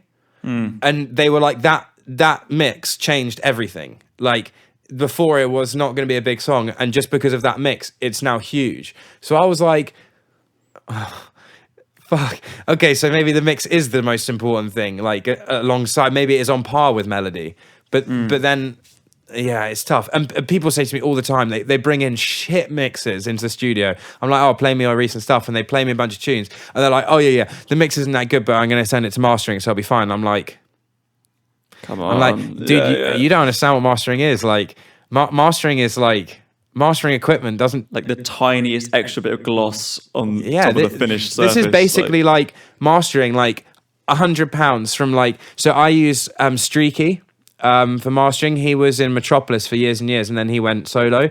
And now I think he's in Pinewood Studios, I think. But super nice guy, does loads of tutorials and gear reviews on YouTube, like really cool dude. And he masters, I think his masters are like 110 quid for like a 2-track master or something. But he runs it through like really crisp analog. He's awesome. But yeah, like you're talking about like just a second pair of ears, just go, cool, does this need to be a little bit brighter on the top? 1 click, 1 plus 1 dB on a nice like Pultec EQ. Okay, cool. And the bass, yeah, I think I'll try and mono out that frequency and bring it like up 1 dB now. Cool. And let's look at some stereo imaging. Can we push this a bit wider? Does this need to go anywhere? They're just checking like, is this still going to work in mono, or have you pushed everything way too wide? And print. And people think that a master is going to be like, be able to bring something that's beyond the grave back to life. Yeah, like the saving grace. Yeah, like it's never going to happen. You need to give someone like a perfect 100% mix that's at like 95%, and they'll take it to 99. Yeah. Like that's what mastering is. I And think he going says back that. to your He previous says point, that. like in terms of, I think the truly special tracks, bar like the odd one that doesn't seem to adhere to this kind of hypothesis, I guess, but like it's good songwriting meets excellent mixing, meets excellent sound choice. It's just all of those things. It's kind of like how the best sports people in the world are normally the ones who not only have really good natural talent, really good genetics, but they're also fucking hard workers. Like they put in unbelievable amounts. Like Roger Federer, the guy's still playing tennis at such a high level. At what was he, almost 40? Like it's a combination of all of those things that come in. I honestly think something underrated that people don't talk about enough is arrangement. Oh, 100%. I think arrangement's probably on par with the actual sound design or the choice of melody, because if you have a great melody and you go, right, I'm just going to go with it, I'm going to adhere a standard pop structure, I'm going to go like intro, like short intro, short verse, chorus 1, verse 2, chorus 2, verse 3, middle 8, double chorus out, standard pop structure, 3 minutes 20, depending on your BPM, but like 122 BPM, like about 320 minutes. Like sometimes tracks don't sound good like that. I do it all the time. I build stuff with that pop structure. Like naturally, I just start going, okay, cool, I've got my loop and like that sounds great, blah, blah, blah. But then you listen to, or EDM does it as well. Like EDM is like, it goes like this, drop, down, copy, paste. And it's like, that track could have been really fucking cool if you just added an extra verse and made it like commercially friendly if it went up and down, like a journey. So many EDM records are copy paste, one-to-one structure. It's so boring. Like, I guess it has to fit where you're playing it. I guess it's kind of important to do that in dance music when it's live, because you give someone a break from, you need to, like, exercise wise, give people a chance to breathe and get their energy back until you smash them. But that's why you watch Dimitri Vegas on like mic sets, and it's literally just like this. Yeah. It's literally up, down, non-stop for an hour and a half. But it does get predictable. Yeah. So I think Swedish House Mafia have always been really good at this. The way they build their songs makes them, they're predictable, but at least they're interesting. But some people's arrangements are just piss poor, and it ruins the song. I think arrangement's so important, the way you build up a song. Like, just that extra 4 bars, although it goes against all rules of fourth to floor structure, just adding in an extra 4 bars of build up when you think it's going to drop and then it goes again. It's like, that could be the thing that makes the song. Yeah. Because people do that thing where they're like half the crowd start jumping and everyone's like, oh, you don't know this track. You can like make a track just from the arrangement. Like, I've done it so funny. I've got a track called Overload, which just got track of the day on BBC, which is unreleased. Nice. And it's fat, big drum and bass, pop drum and bass tune, huge catchy vocals. And the when it goes to hit the second drop, it kind of like, it muddles its way through predictably, but when it gets to the towards the second drop and builds up, as it drops into like, it does drop, but the bass is weak and the drums are more breakbeat than full drop.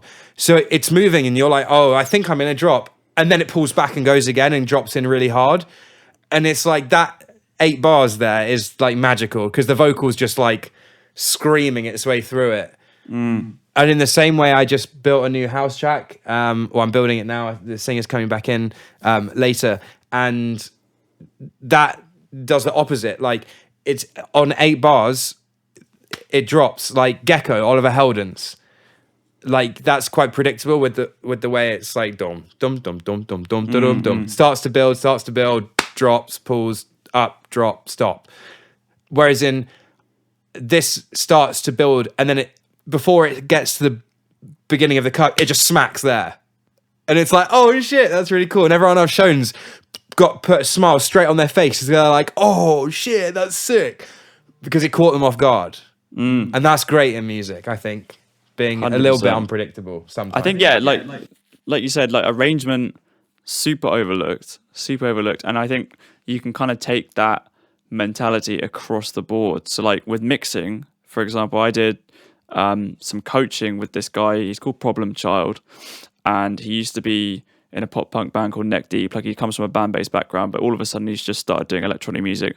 But anyway, he was taking me through this track, really, really solid track. And I didn't know he did production coaching. I just heard the song, saw that he wasn't that big, thought, okay, I'm going to send him a message on Instagram, see if he'll do some one-to-one stuff with me. Because like, when someone's huge, they're not going to do coaching or mentoring because they're too big, they're too busy.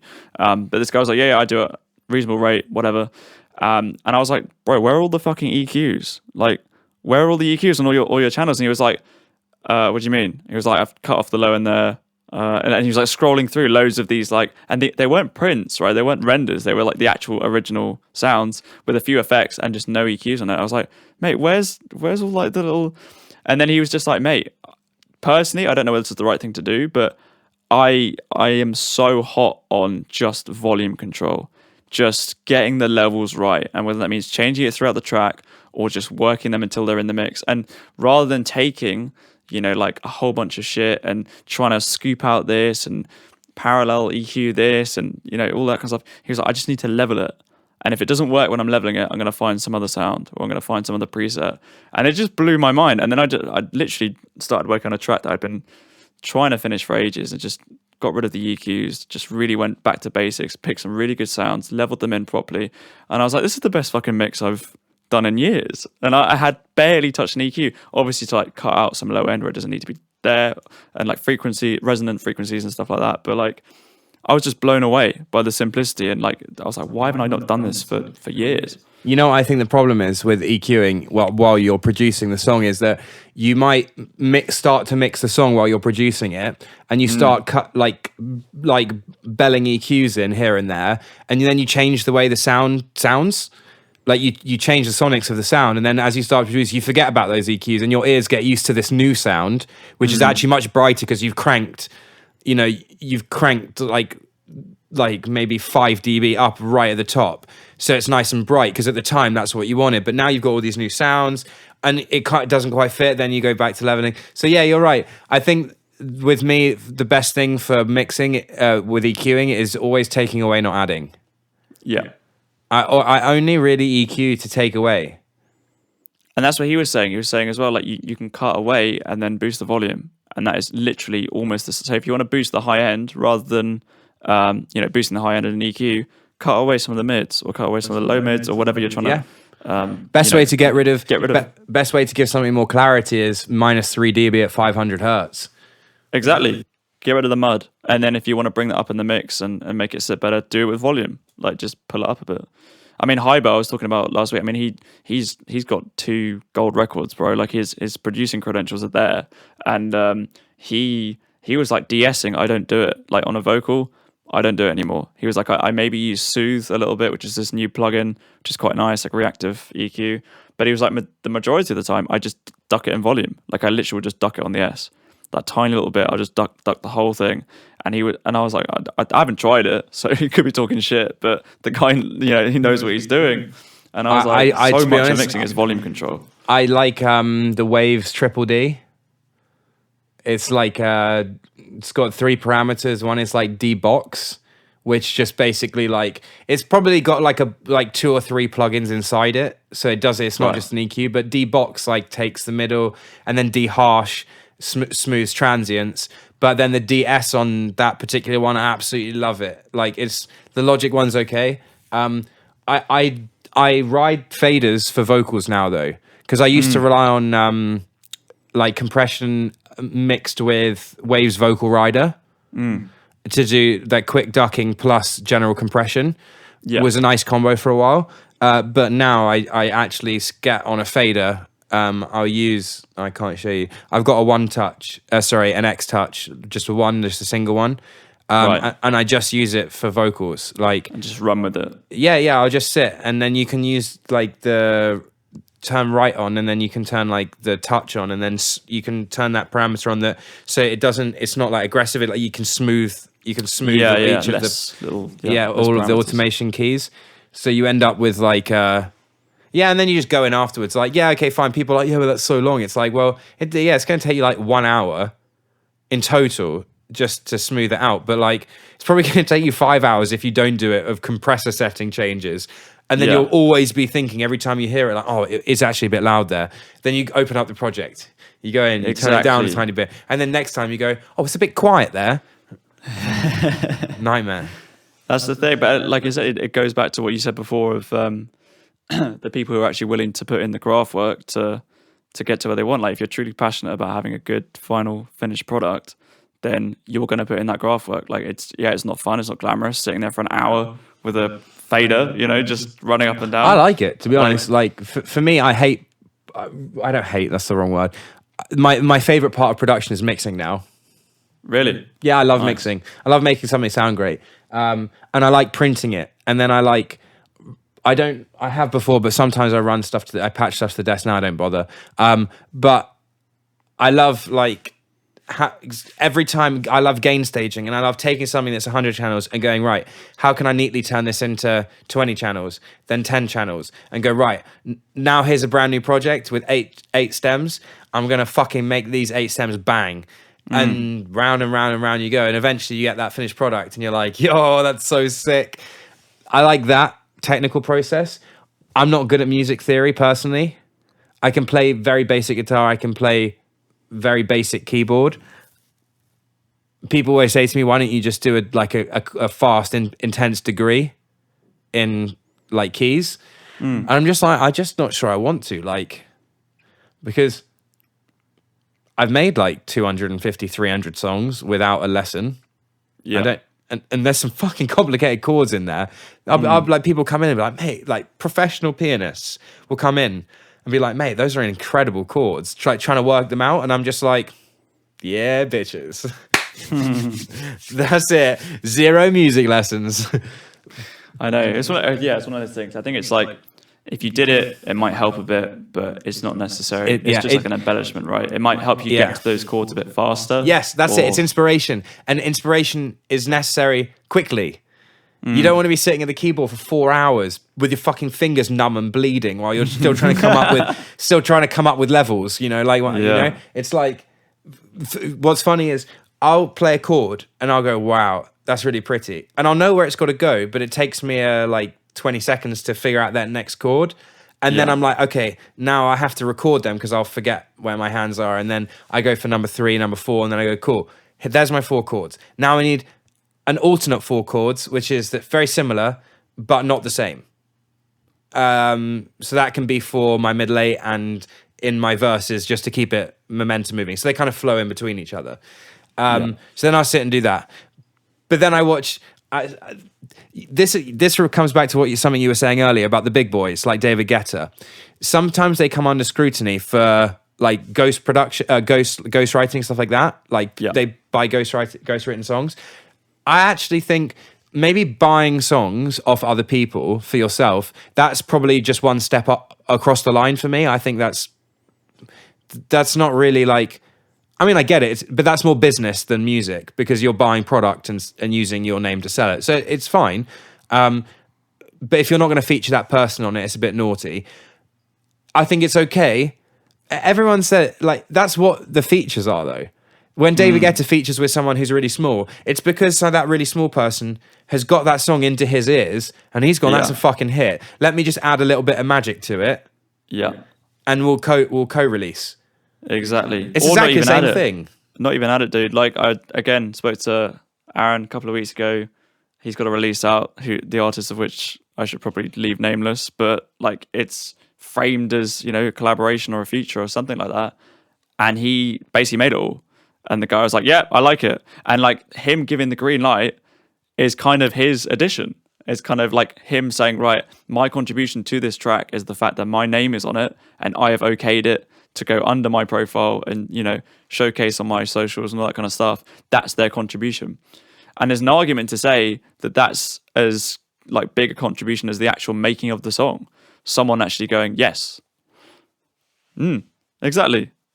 Your name, your brand, everything. Like, yes, they didn't design it. They didn't get into the actual like dirty work of producing it, but they've contributed their whole audience to it. Yeah, exactly. So it's just as necessary. Like the marketing is just as necessary. I totally agree. But then Yeah, like there's lots of different types of those kind of collaborations. I think the one that I do personally right now, which I really like, and I actually felt it was a bit taboo when I started. I felt like this is kind of wrong. I have this kind of thing in my head, like if you make dance music, you have to do all of it on your own. You have to produce the song. I had that as well for so You have to long. write. I write the vocal because I write about half my vocals on my own, and then I write the other half with the singers, half and half. So like they'd never have written what we wrote if I wasn't there, and I'd never have written what we wrote if they weren't there. So it's a true collaboration in the vocal. But it's like, in my mind, even that, I have to do at least all the like half the work on the vocal. I then have to cut the vocal, mix the record, make the full instrumental, release the record, blah blah blah. Whereas when people started coming in and they were like a really good piano player, I'd be like, "Yo, can you just jump on the keys for a second? Lay down some licks." Yeah, and then they start playing, and I'm like, "Yo, that's kind of cool. Can you play that chord again?" And they're like, "Yeah." I'm like, "Now, can you go to this chord?" I'm like, "Which one?" I'm like, and they're like, "Oh yeah." And then I'll go to it, and I'm like, "Now, can you do another 2 chords where we nice that?" And they're like, "Bang, bang, bang, bang." And I'm like, oh, "Okay." Now my mind's like, I can think of a track. That's all I need, 4 chords, and I'm like, right, bang, I've got a fucking song in my head already.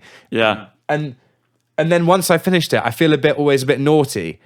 Just like Splice. If you do that with Splice, if you take those 4 chords from Splice, and you're like, Yeah, like there's a few, normally obviously most like drums, effects, stuff like that, cool. Couldn't give a fuck, absolutely fine. But there's something about melody when you're not making it yourself. Like when you haven't directly played it in yourself, there's something a bit taboo. And then I was like, I don't give a single fuck anymore. Like I couldn't care less. The only people that do care are the ones that can play it and are jealous because they can do it. They're like, well, everyone should have to do it. Mate. It's not fair that you don't have. But I get where they're coming from, and I agree to an extent. For me, it's more of a copyright issue that if I take something melodically from Splice, someone else can just use it. Yeah, you don't have the unique rights over it. Yeah. But I mean, like you said, bringing in, like you were saying, you feel bad about having your keyboard player in and, doing chords and it's a bit naughty. That's how bands function, mate. Like, you think a band all... Like, they're like, okay, guys, we're going on a 4-week holiday. We're all going to go to individual hotel rooms and sit there and write. It doesn't happen. They're all jamming, they're grooving. 100%. It's just a tough thing. Like, I've got a record right now. It's basically like, I love it as well. The energy in the room is really fun.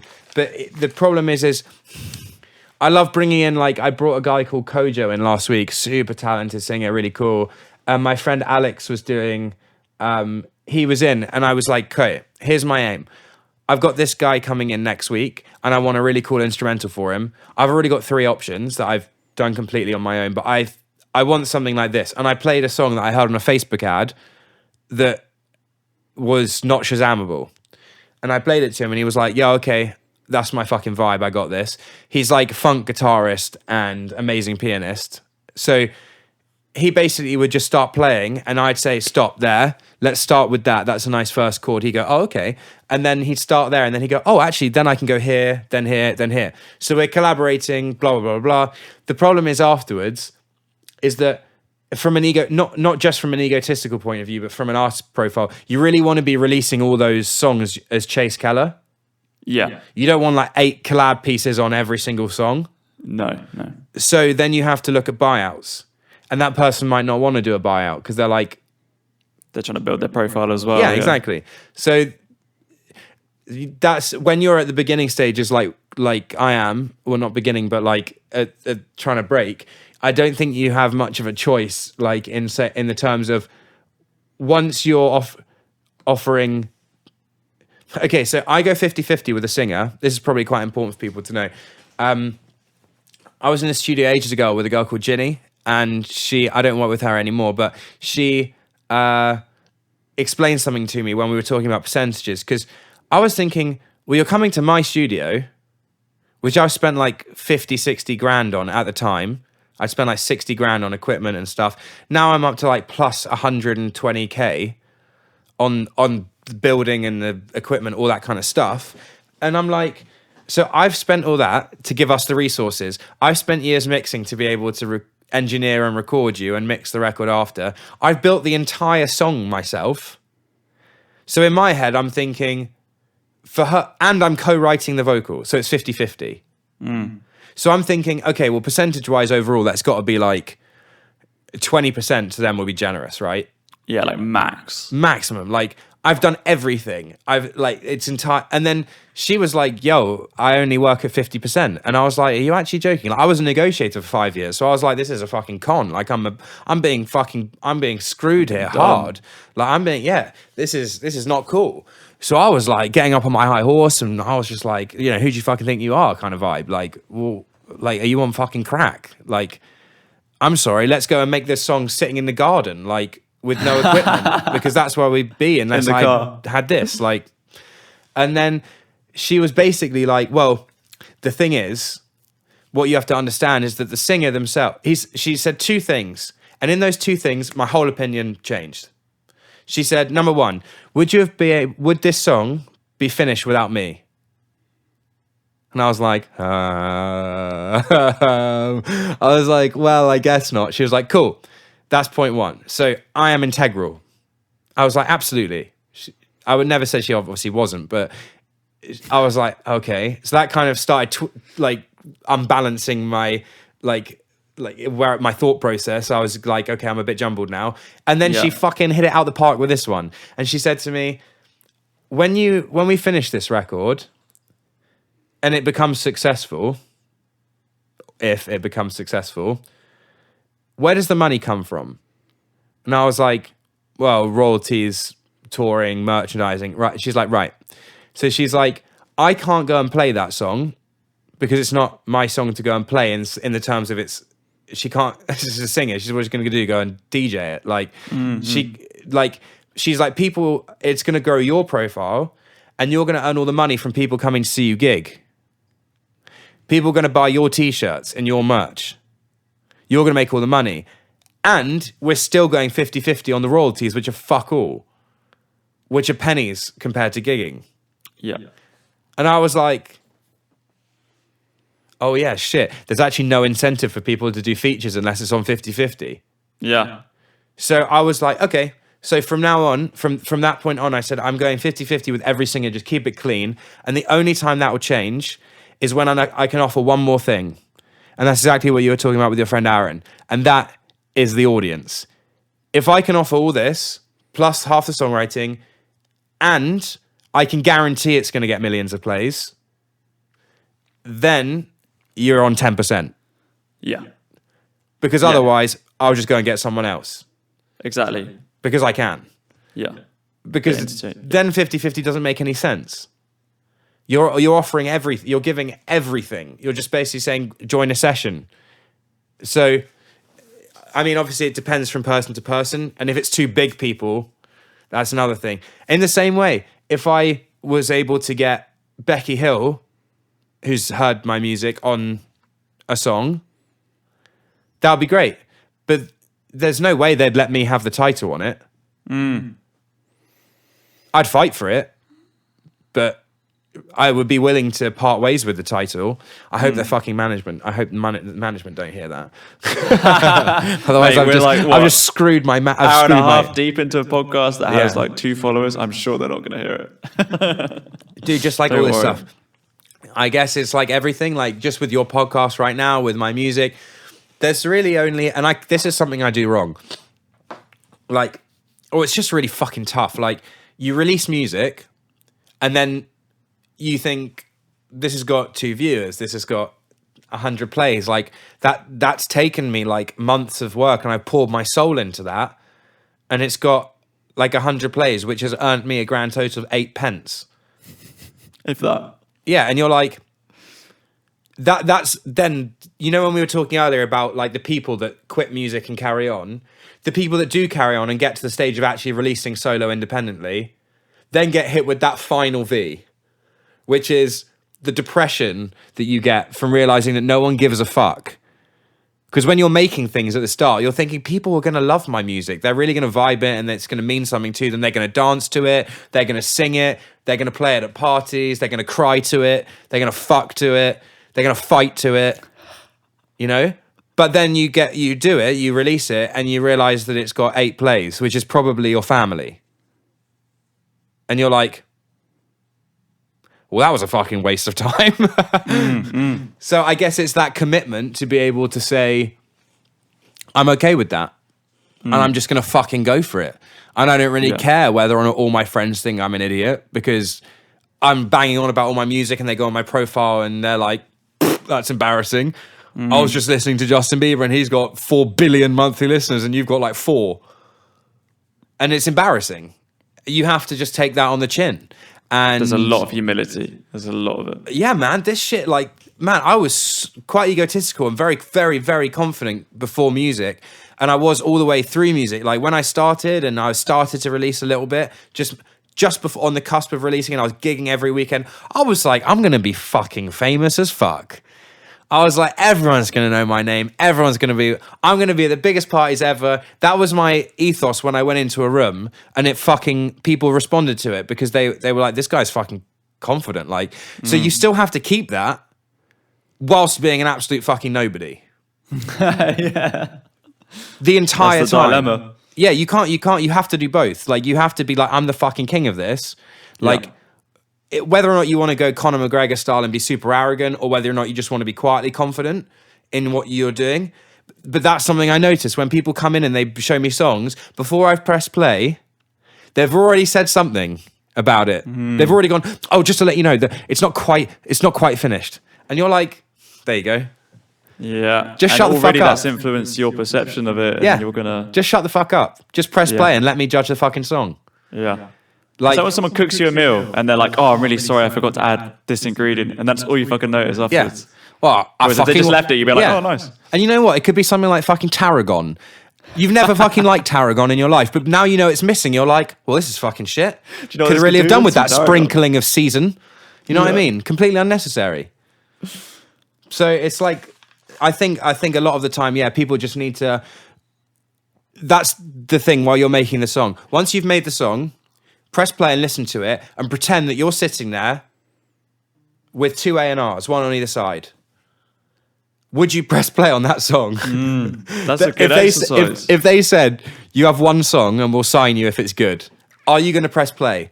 And that's what I'm going out with a girl called Bella, an amazing, amazing girl.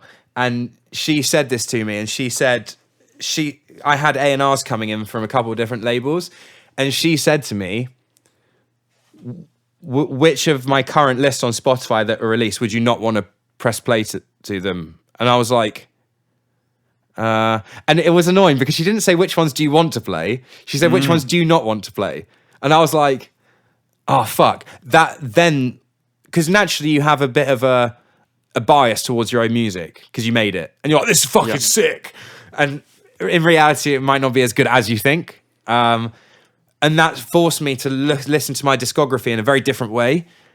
And anything that I made that I was like, yeah, this is cool, but not quite the one, I then was like, right, now I'm really unsettled. So I went through and I sat the next couple of days. I went through my discography like 5 times. And I was like, right, I reckon I had like 12 songs out and like 15,000 monthly listeners. And I was like, it just looks terrible. Because there's people out there with like 4 songs and millions, and you don't really want to have like 30 songs out because that before you get a break, because then when someone comes in your profile, it's just too overwhelming. You're gonna, if someone new comes to your profile, if you have 3 or 4 songs, that's much better, because they're going to be like, oh, I love this one, I'll probably just like this one, rather than, oh, I like that one, let me scroll for 3.5 minutes going to the bottom of your list of songs. And just, how are you supposed to know which one to pick? So I axed my discography in half. I took them down to 6. I think I got 6 songs online now.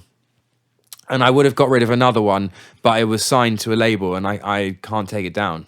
Well, I can, but I'm just not really fair on them. So I'm just going to leave it there. But yeah, now I've just got a whole new criteria when I make a song, you know? Although one thing to note that's really interesting that you don't know about yet is that I've completely abandoned the idea of genres, more or less. In what sense?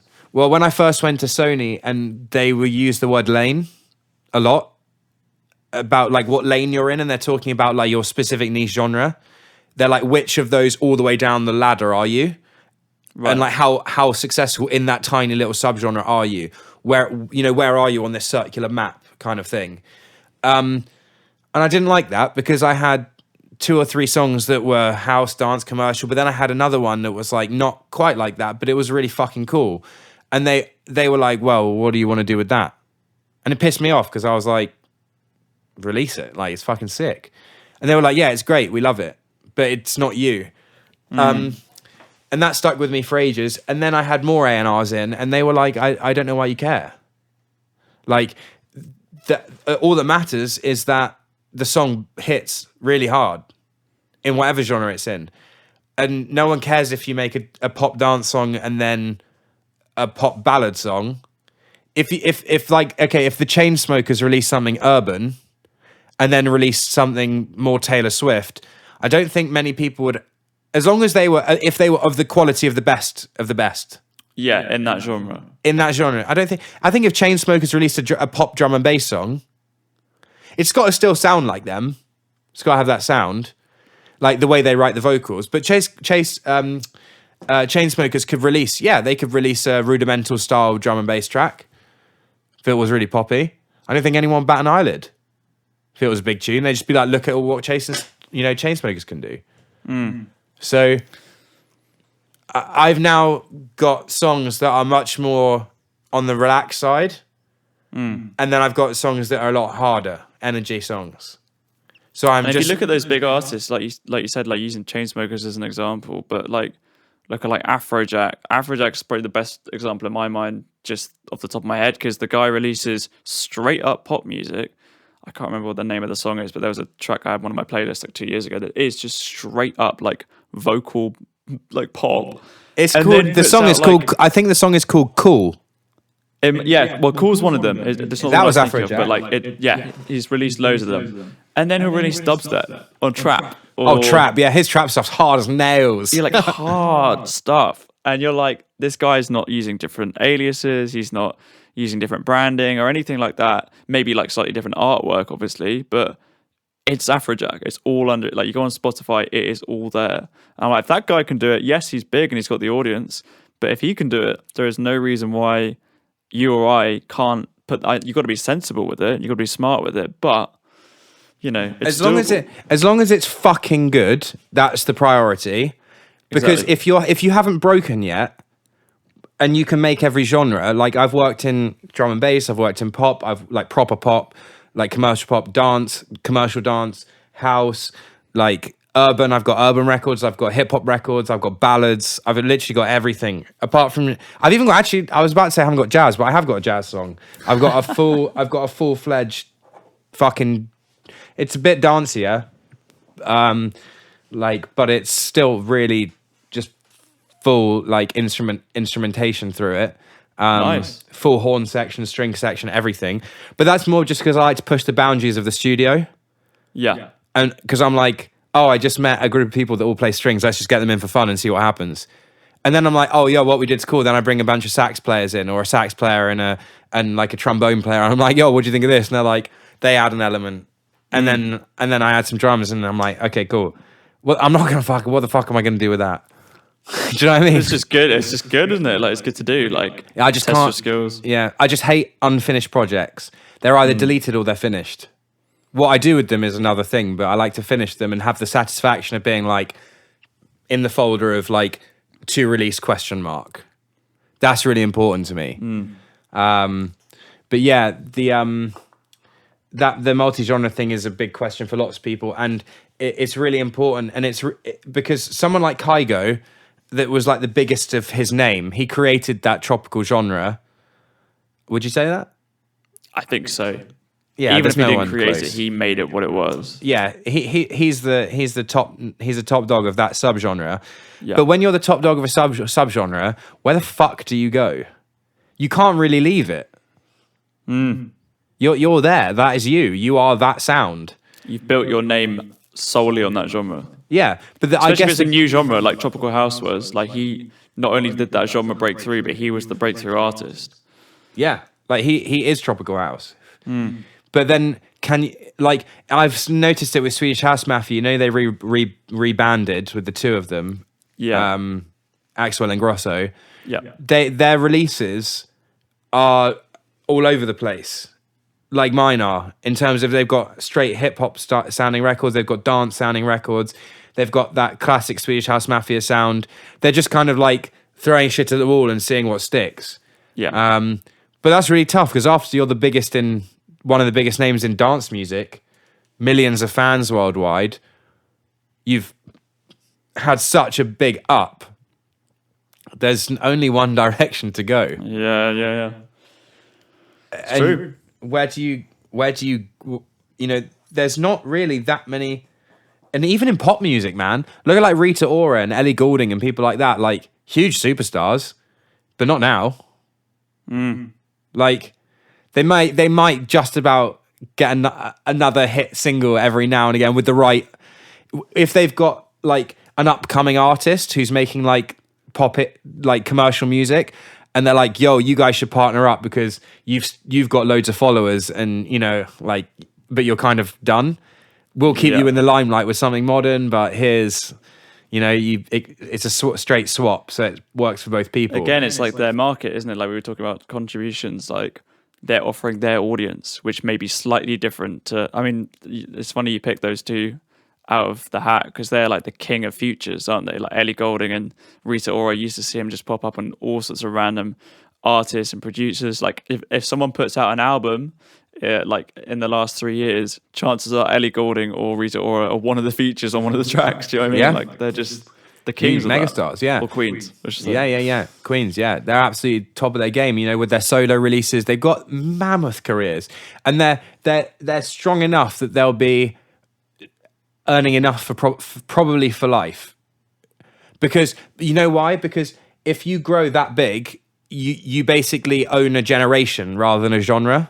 Exactly, yeah. And that generation will be bound to you forever. Just like my mum loves disco music, because that's not old disco, but like heart radio. I always thought to myself when I was younger, it really confused me because my mum would listen to Heart in the car, and I thought to myself, will Heart still be playing? Like they were working like 20 years or 30 years back in music. I thought in 20 years, will they be playing what we listen to? Like, will they be playing like fucking 90s music? Or is that Heart radio? And I realized Heart is a generation. It's a generational radio station. It's for like when you grew up, here's all your nostalgic music from when you were young. Yeah. And we'll just keep fucking banging that at you. And young people... Forget the kids like screaming in the back of the car, like, let's just give you something that reminds you of being 18 again. Yeah, 100%. Yeah. Like, that's the music they grew up with and they fucking love it. And it also is funny because when I play parties, more private events, if I'm hired as Chase Keller, I won't... I mean, I do go rogue sometimes, but like, yeah, you've seen what I do. But... if I'm going for a 5-hour set, like standard 5-hour set on the weekends and I'm playing the whole night, I'm going to go into those genres. And fucking the kids, like these 18-year-olds, they don't know the dance music from 2015 or 2012, but they fucking know ABBA. And they know like disco classics and like Jackson 5 and all these tunes because like they know old Adele songs from like when they were like 2 years old or 5 years old or whatever. So actually, no, that's not the right maths. They'd be way older. But they would have been like 12. The point stands. But those songs, they stand for the whole chunk of time. So Rita Ora she'll be fine forever. She won't have that same level of fame, but she'll be fine for her. I mean, it's interesting you say that though. Like you look at bands that maybe don't even exist anymore, or artists have died, or like anyone, and you look at their Spotify, they're still popping off. They still have a good amount. They still have maybe like 5 mil, 6 mil monthly listeners. Like it. Exactly. Like sure, it's not Justin Bieber's live and kicking and releasing new music all the time. Like I'm gonna do a test right now. What's that? I'm gonna do a live test. Hold on. I've just thought of a song that's perfect for the test. I'm interested to see what happens here.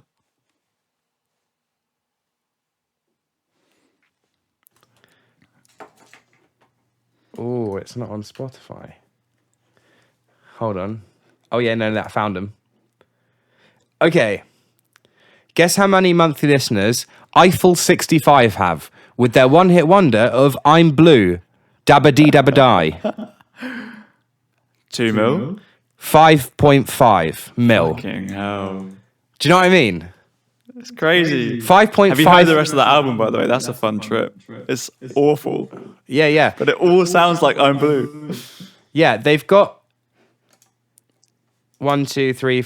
Oh, no, hold on. 1, 2, 3, 4. They've probably got like 8 tracks out. So it is that album essentially. Yeah. But that one song is getting them 5 mil. I think a million plays is about $6,000. So you're getting 5 mil a month. That's a healthy salary, mate. In the corporate world. That's just Spotify. This is the other thing that people forget about streaming is that if you get a hit, you might be okay. So let's say right now I got a track in the charts, okay, and it got to like number 1. Let's say my monthlies on Spotify go to 2 mil. My people forget that my YouTube will then pop off. My Apple Music, Deezer, Tidal, Pandora, like all of the services will pop off. So it's not just Spotify. So whatever this, yeah, okay, fine. Let's say this pays, like you get paid, a million plays is roughly $6,000, I think, at 0.003, something like that. Then it's going to be like 2,000 from there plus 1,000. Also, Spotify's pay is less than Apple Music. Right. And like Napster's, is it not Napster? One of the other streaming services is like way higher. It's like 5 times the rate or 10 times the rate because their listenership is Tidal? low. Yeah, I think it's Tidal. Yeah, Tidal's listenership is smaller, but they pay really high. Yeah, because they had that big thing at the start where they were like endorsed by Jay-Z and doesn't Jay-Z own it? Well, did own a portion of it. Yeah, I think he was like, so, we're going to make yeah. this for the artists, so they're going to pay more, basically. Yeah, and those platforms, like, if they pay 10 times as much, you can get 10 times as less. So if you got 1 million on Spotify, you only have to get 100K on there, and there will be songs with millions of plays on like Tidal. Of course there will. They're not that small a platform that they're never going to get 1 million plays on a song. They're huge still.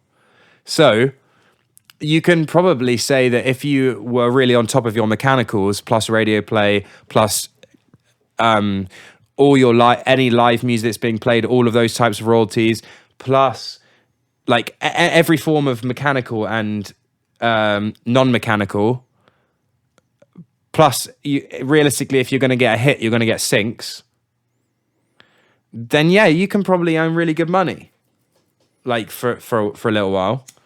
But again, it comes back to like how are you following it up? Exactly. Are you keeping it consistent so you're going to be relevant in 5-10 years time? Yeah, because some artists can do that. Like, there's not like, yes, and you know what? So this is the thing that does get me a little bit. When an artist has their time, it doesn't mean that music's over for you. Because okay, cool, take your money, semi-retire. Keep playing. Like, you don't necessarily have to keep writing, but you can write for other people. But your name as an artist, like, did it, and take it and stay in the industry. But, you know, use that money, start a business, do something else. But I hate it when bands like 20 years later start trying to re-release albums. Not re-release, Yeah. when they trying to, like, you know, when Elton John's trying to put new albums out and you're just like, mate, Suck it in. just give it a rest. Yeah. It's not like your career's over. You're still going to get Glastonbury headline. Yeah. You're still going to, like, Limp Bizkit is going to get Glastonbury headline. You know, there's going to be, like, you know, Foo Fighters, Chili Peppers, all these kind of bands. They're done. And that's fine. They're still going to be fucking enormous forever. And they're still going to be able to play huge shows and stadium tours. But you don't need to release more music. Like, your music's done.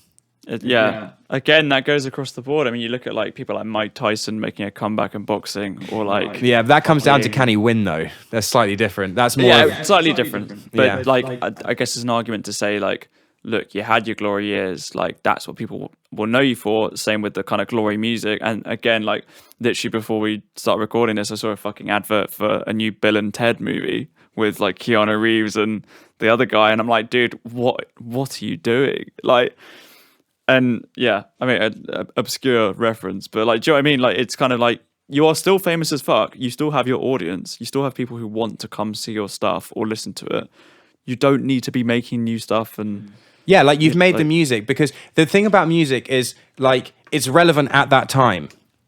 I mean, just like fashion and music are probably the only two comparables, because they're the only two things that truly go round in circles. Yeah, they come back around every time. Like fashion, and they come back around slightly different but similar.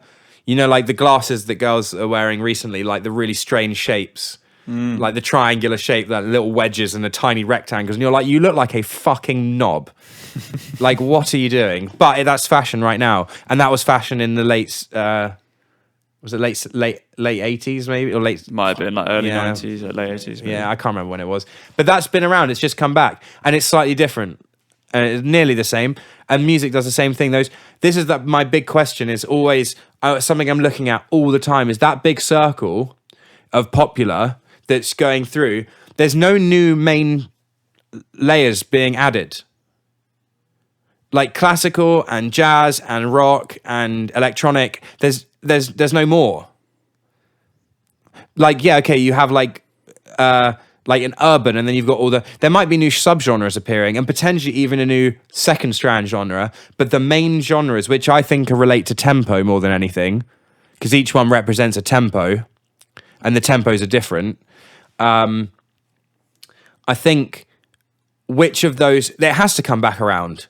Yeah. And like rap was the 90s, and they usually last about 10 years. Nowadays it's a bit quicker, maybe 8 years, 7 years. But EDM was popular for about 7 years, maybe a bit less, maybe 5 for EDM, because it was a bit more throwaway. The songs were faster to make, given the nature of how they're made. Is faster, so they fall faster. And then obviously electronic for grime. Rap for grime. I think rock. I remember Radio 1 pushing rock music so hard after EDM. They were trying to, like, all the bands they were pushing, like all the introducing acts, everyone, they were pushing rock so hard. Yeah, they just wanted something else. Yeah, they were ready. The world was ready. The radio was ready for something new. And I think they thought rock hasn't been in. When was the last time rock was really, like, Lost Prophets? Like late Linkin 2000s, I reckon. Late 2000s. It's been 20 years since.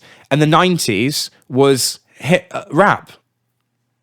Like Beastie Boy. Actually, that's 80s, isn't it? Oh, no, it's 90s.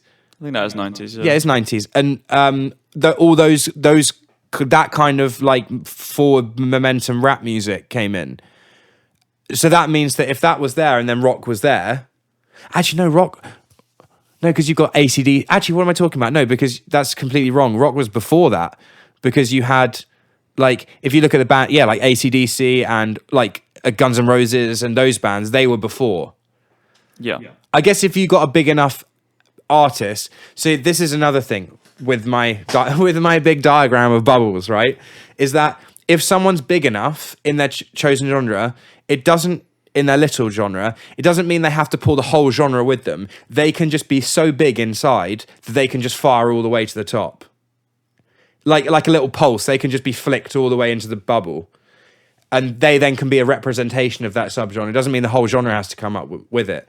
But yeah, I think my prediction right now, and I can say it right here, that rock will be the next one. I'm like 90% confident bands will be back again with a vengeance. You reckon? I'm so sure, bro. I said this about rap before EDM finished. I said I bet this frat type music will move on to. It's what the kids want to listen to. Like when you're at college, American college, and you're getting loose as fuck. What's that soundtrack? Yeah. EDM was perfect. Absolutely. It was perfect. The only prediction I ever got right was the beginning of 2013 when trap started to come around, and I was like this, and I'd literally just seen Bauer. This was before the fucking Harlem Shake memes and all that bollocks. Like, it was like a January set, and it was in front of like maybe 1,000 people tops. I was like, this is going to be the next thing. This is there has to be. It's rap, it's EDM, EDM's blowing up. And sure enough, that became a huge thing for like 2 years, 3 years. Trap was a tough one because I don't think trap became, so in that line with like pop and then electronic, and then I guess from pop electronic, I guess that would go to like probably dubstep. No, dubstep was equal to trap maybe. There's something in the gap between electronic and that. Maybe it's like hard electronic or like gangster electronic, you know, like something like that, like or like urban influenced electronic, something like that. I don't know. Yeah. Or 808 driven, I'm not really sure. But the trap and dubstep and were kind of sitting next to each other with bassline and them nearby and neighboring. But that's, I think what happened is that pulsed so big, and then it went into the next one, and it became huge in electronic, but didn't make it to pop. There was no trap in the charts. Well, not really. It wasn't dominant. It wasn't. Yeah. You might have the Harlem Shake, like, you know, might pop through to, and once it gets there, it brings more awareness to the genre. But for the genre to go into pop, it means that like the majority of the chart needs to be based around that tempo, which is why when EDM came in and blasted all the way through and took all the subgenres with it, the basis of the charts for quite a long time was 4 to the floor. In dance format, hard kick drum chart music. Whereas in now it's like, you know, 110 for urban. That's the majority of the chart now. And soon it will be rock at whatever tempo they decide to. I guess you can make rock at anything, really. Yeah, any kind of BPM, I guess. Aaron was saying he reckons house and techno. He reckons they're like, in terms of EDM, not just in terms of general music. I think he kind of broadly agrees. Like band-based music is due for a big comeback around about now. But in terms of like how, like Fisher, you know, like the techie kind of house, or Chris Lake, people like that, they're blowing up in America at the moment. And America's kind of like the litmus test, isn't it, for these genres and whether or not they're gonna blow up. India's huge, but India follows about 5 years after. Even though everyone's connected live wise, India's always 5 years behind, and that's another huge market. EDM started, or maybe it was like a couple years behind, but EDM went in like 2014, 15 when it was proper kicking off. It wasn't until like 2016 that India started to put in big stages for dance music. That's a good point.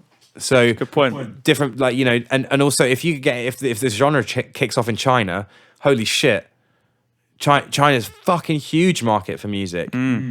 If very isolated as well. Like they can have their own thing. I mean K-pop, J-pop, K-pop and J-pop. Those guys like if you look at them on Spotify, they'll have like millions of monthly listeners, and you'll never have heard of them. And no one in the Western world, unless they have a affinity for that type of music, will have heard of them either. Like, dude, I've got like four of my singers. One of them that I've only met in the flesh once. One of them that I've never met in the flesh, but I spoke to loads online. And then two that I've been to their wedding, and they're like close friends of mine, I'd say. Yeah. They've all were like, fuck it, we're going into K-pop. And now they go abroad, and they in these huge writing camps for like 3 weeks at a time.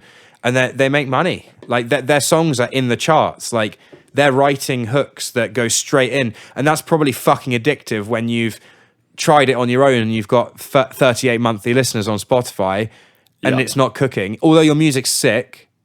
And then you go and you're making hits, and you've got these huge bands with all the girls going crazy, and they're writing you letters saying thank you so much for the song, it's incredible.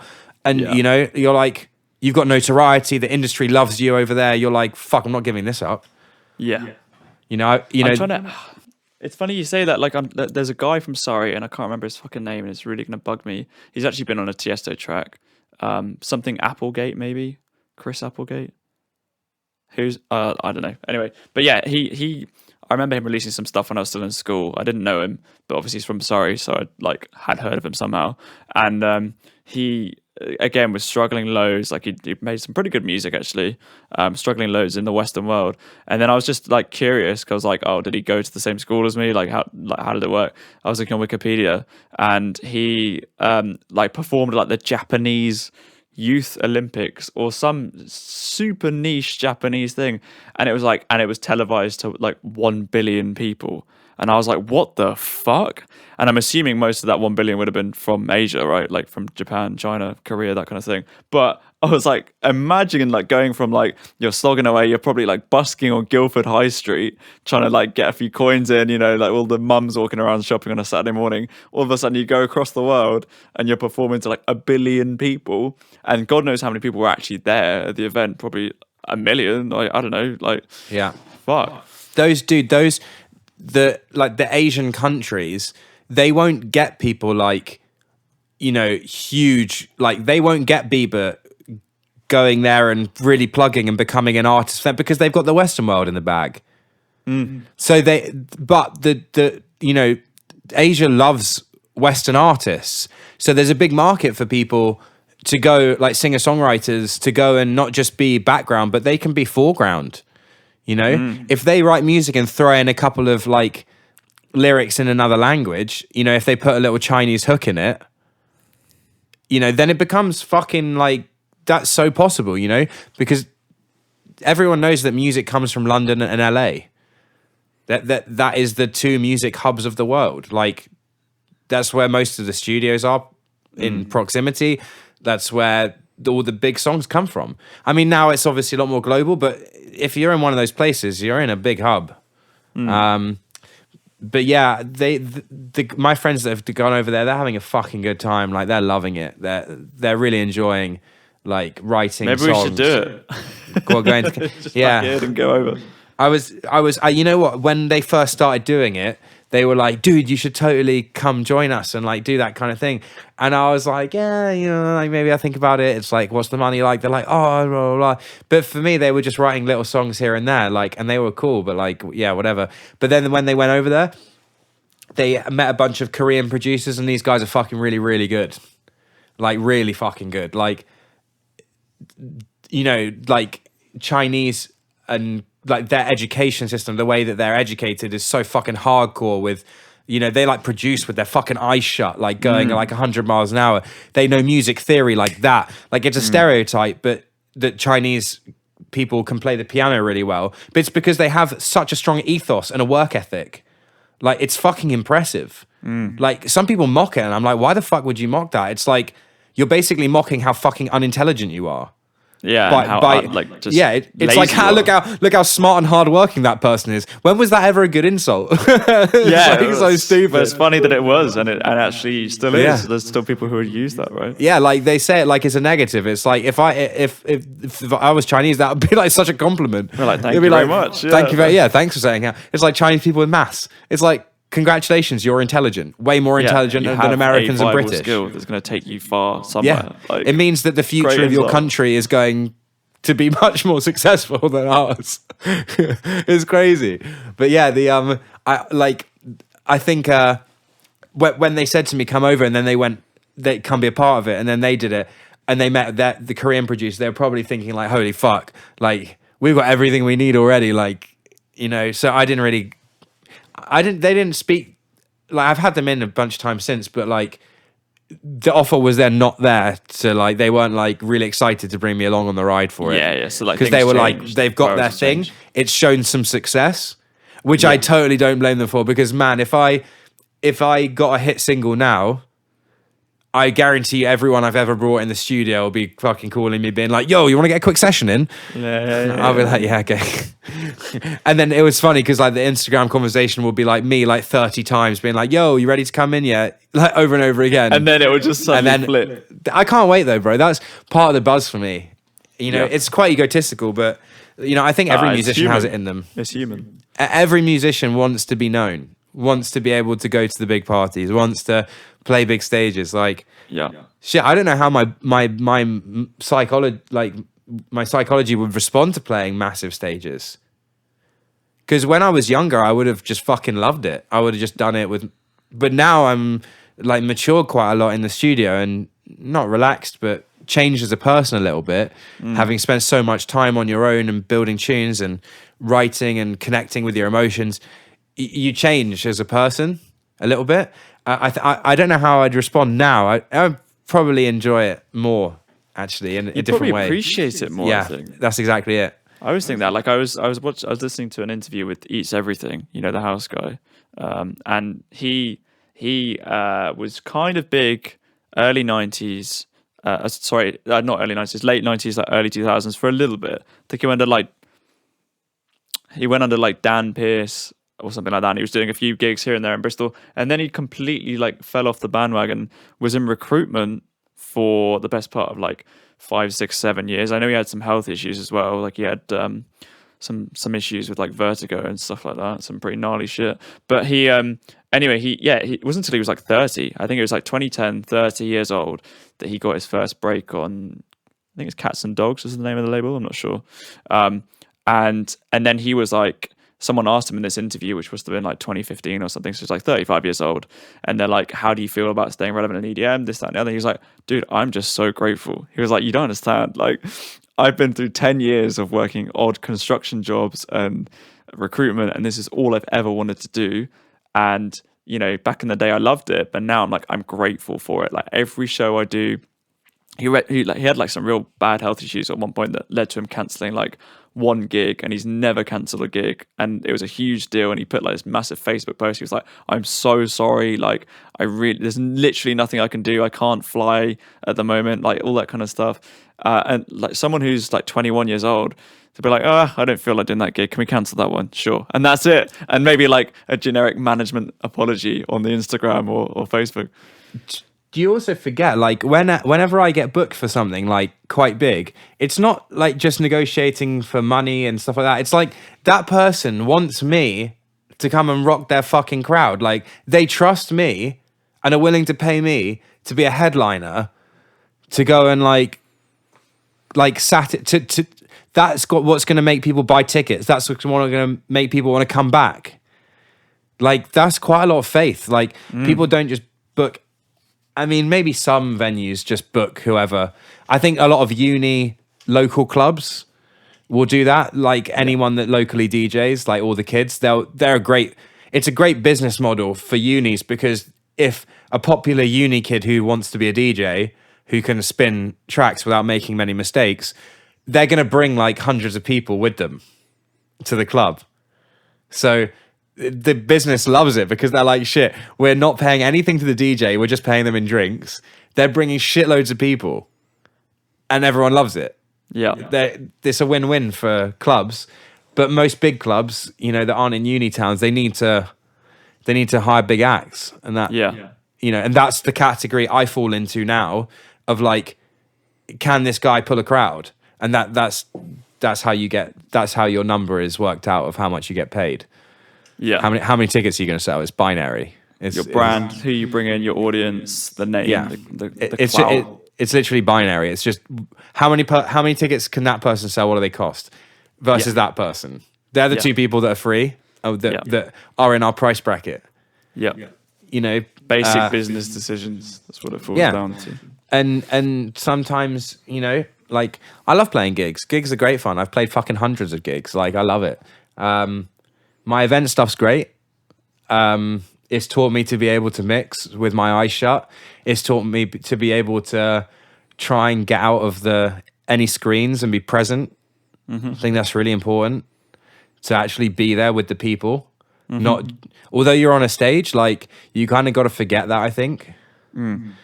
Because when I used to look at the laptop, and even if I was going for it and just kept looking at the laptop because I'm fucking slamming buttons on Tractor or whatever. Yeah, it's cool and stuff, great. But like, no one cares. They don't know what you're doing. No. But when it's a big difference, isn't it? Yeah. You go to like a nightclub and you see some kid on, well, not kid, it's normally like an older person on Tractor or Serato or whatever. And that it's not about them. Like, granted, like, it's just a club night, you're dancing, you're probably there to pull, you're there to have a good time, whatever. But like you said, the difference is when it's a headline act and you're headlining, that you can't be in that state. You can't be, because people are there and they're like, oh, who's the DJ? Like that becomes part of what they're looking for in the event. it's like just like producing. It's like you've got to be on it every time. But like, you know what's funny is like DJing is like the most interesting. Like I don't know what you reckon the number is, but like percentage wise, what skill do you reckon it is to be a good DJ versus a good producer? Oh my God, what like a bro? I think you can become a good DJ in a matter of days. I think depending on how liberal you're going to be with like sync and like and also sets and stuff. Where I'm going to draw the line of good at, can you DJ for 1 hour with an entertaining set that's relevant, that crosses a couple of genres, crosses a couple of BPMs without making any mistakes? You know what? Yeah, I think the more accurate answer is it takes very little to become a decent DJ, but then it's like skiing, right? I don't know if you've ever been skiing, but like, dude, literally, I literally just said skiing at the exact same time as you. Did you? Oh, yeah, I said it's just like skiing.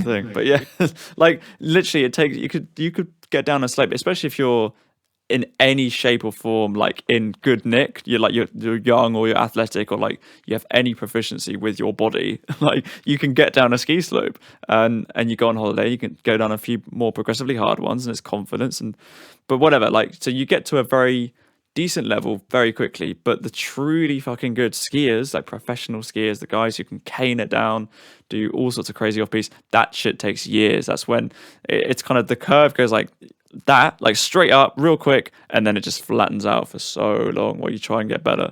And that's why I think DJing is production's just hard from the start. I genuinely think that. I think production is just like, it's just hard. So I think I don't know. I think to be a good DJ, like my idea of a good DJ is someone, like you said, who hits those criteria. And I think you're definitely at that level where you're kind of, you can go through genres, you can reading a crowd as well. Another thing that you need to pick up on. It's not even a technical, skill. It's a different element altogether. I think that is a high skill level you need to get to, and experience as well. I personally think if it was percentage wise in skill and 100 was like, I would say production, like to make a finished song of a really like of chart level quality versus being able to DJ at the qualities I just said to like rock a crowd in a basic way. I'd say is maybe like 96 to 4%. I'd say it was like that level of stretch. So it's quite funny. This is what I was getting at. Like musicians, when they go on stage, have to play the song back just like they recorded it, like to the same count time. Like it's so hard, like to be a musician on stage. But a DJ, this is why I fucking love DJing. If I'm ever nervous, if I'm ever scared, like if I ever get like, butterflies, usually I don't get butterflies with a big crowd. Granted, I haven't played more than 5,000, but if like it's still pretty big. But if it was like 30, I find it slightly more nerve-wracking. Not if it's like friends and family. People say to me they get nervous with that. I don't get nervous with that kind of stuff. But when it's like 30 people at a party that I don't know versus 5,000, I'd rather do 5,000 than 30 because those 30 people are like fucking right there and they're looking at the decks. And if you don't make them party, it's so awkward. It's way more intimate. The room's so small. It's way more. If you don't rock that crowd, that's really awkward. Whereas in 5,000 people, if you're not rocking the crowd, they just turn and talk to each other. They're all partying and there's still movement there. Just doing their own thing. You still see like 5,000 heads bobbing. So you're like, nailing it. But like, but if there's 30 people standing there in front of you just like this, you're like, oh man, like this is so awkward. There's no getting away from the fact that you're bombing. Like, you're bombing. And you have to have the confidence to be able to get back out of it. But this is what I'm saying. Like with DJing, like at the end of the day, the act of DJing itself, the art of it, is not that important. And I say that as someone that's done it for fucking like probably 10,000 hours, maybe less, but I've nearly put that kind of time into it. I'm nearly at that 10,000 mark level of being as good as I'll ever be at it. Years and years and years.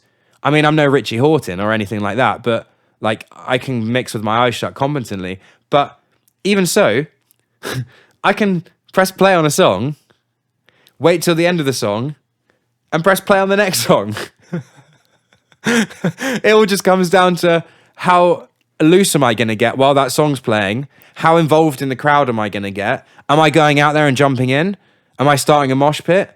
Am I pointing at people, letting them know that I appreciate their dancing, like that I appreciate them, that they're smashing it? And that's infectious, because then the person 3 to the right is going to go, fuck man, the DJ's loving this guy over here, and I can dance better than him, but you're not because you're being cool. Yeah, so then you start going a bit, then you start getting a bit loose, and then I'm like, yeah, I see you, and I'm fucking loving it. And then they're like, oh yeah, and then all their mates like, mate, yeah, that's it, the DJ pointed at you, and it's like, it's funny. It makes someone's night, man. Question about the skill level, that kind of shit is what separates people who are like competent to like people who are actually like professional level, because that's not technical skill. That's not something you can do in your bedroom with your decks, or, you know, look at YouTube tutorials. It doesn't work like that. Like I was having this conversation with my brother.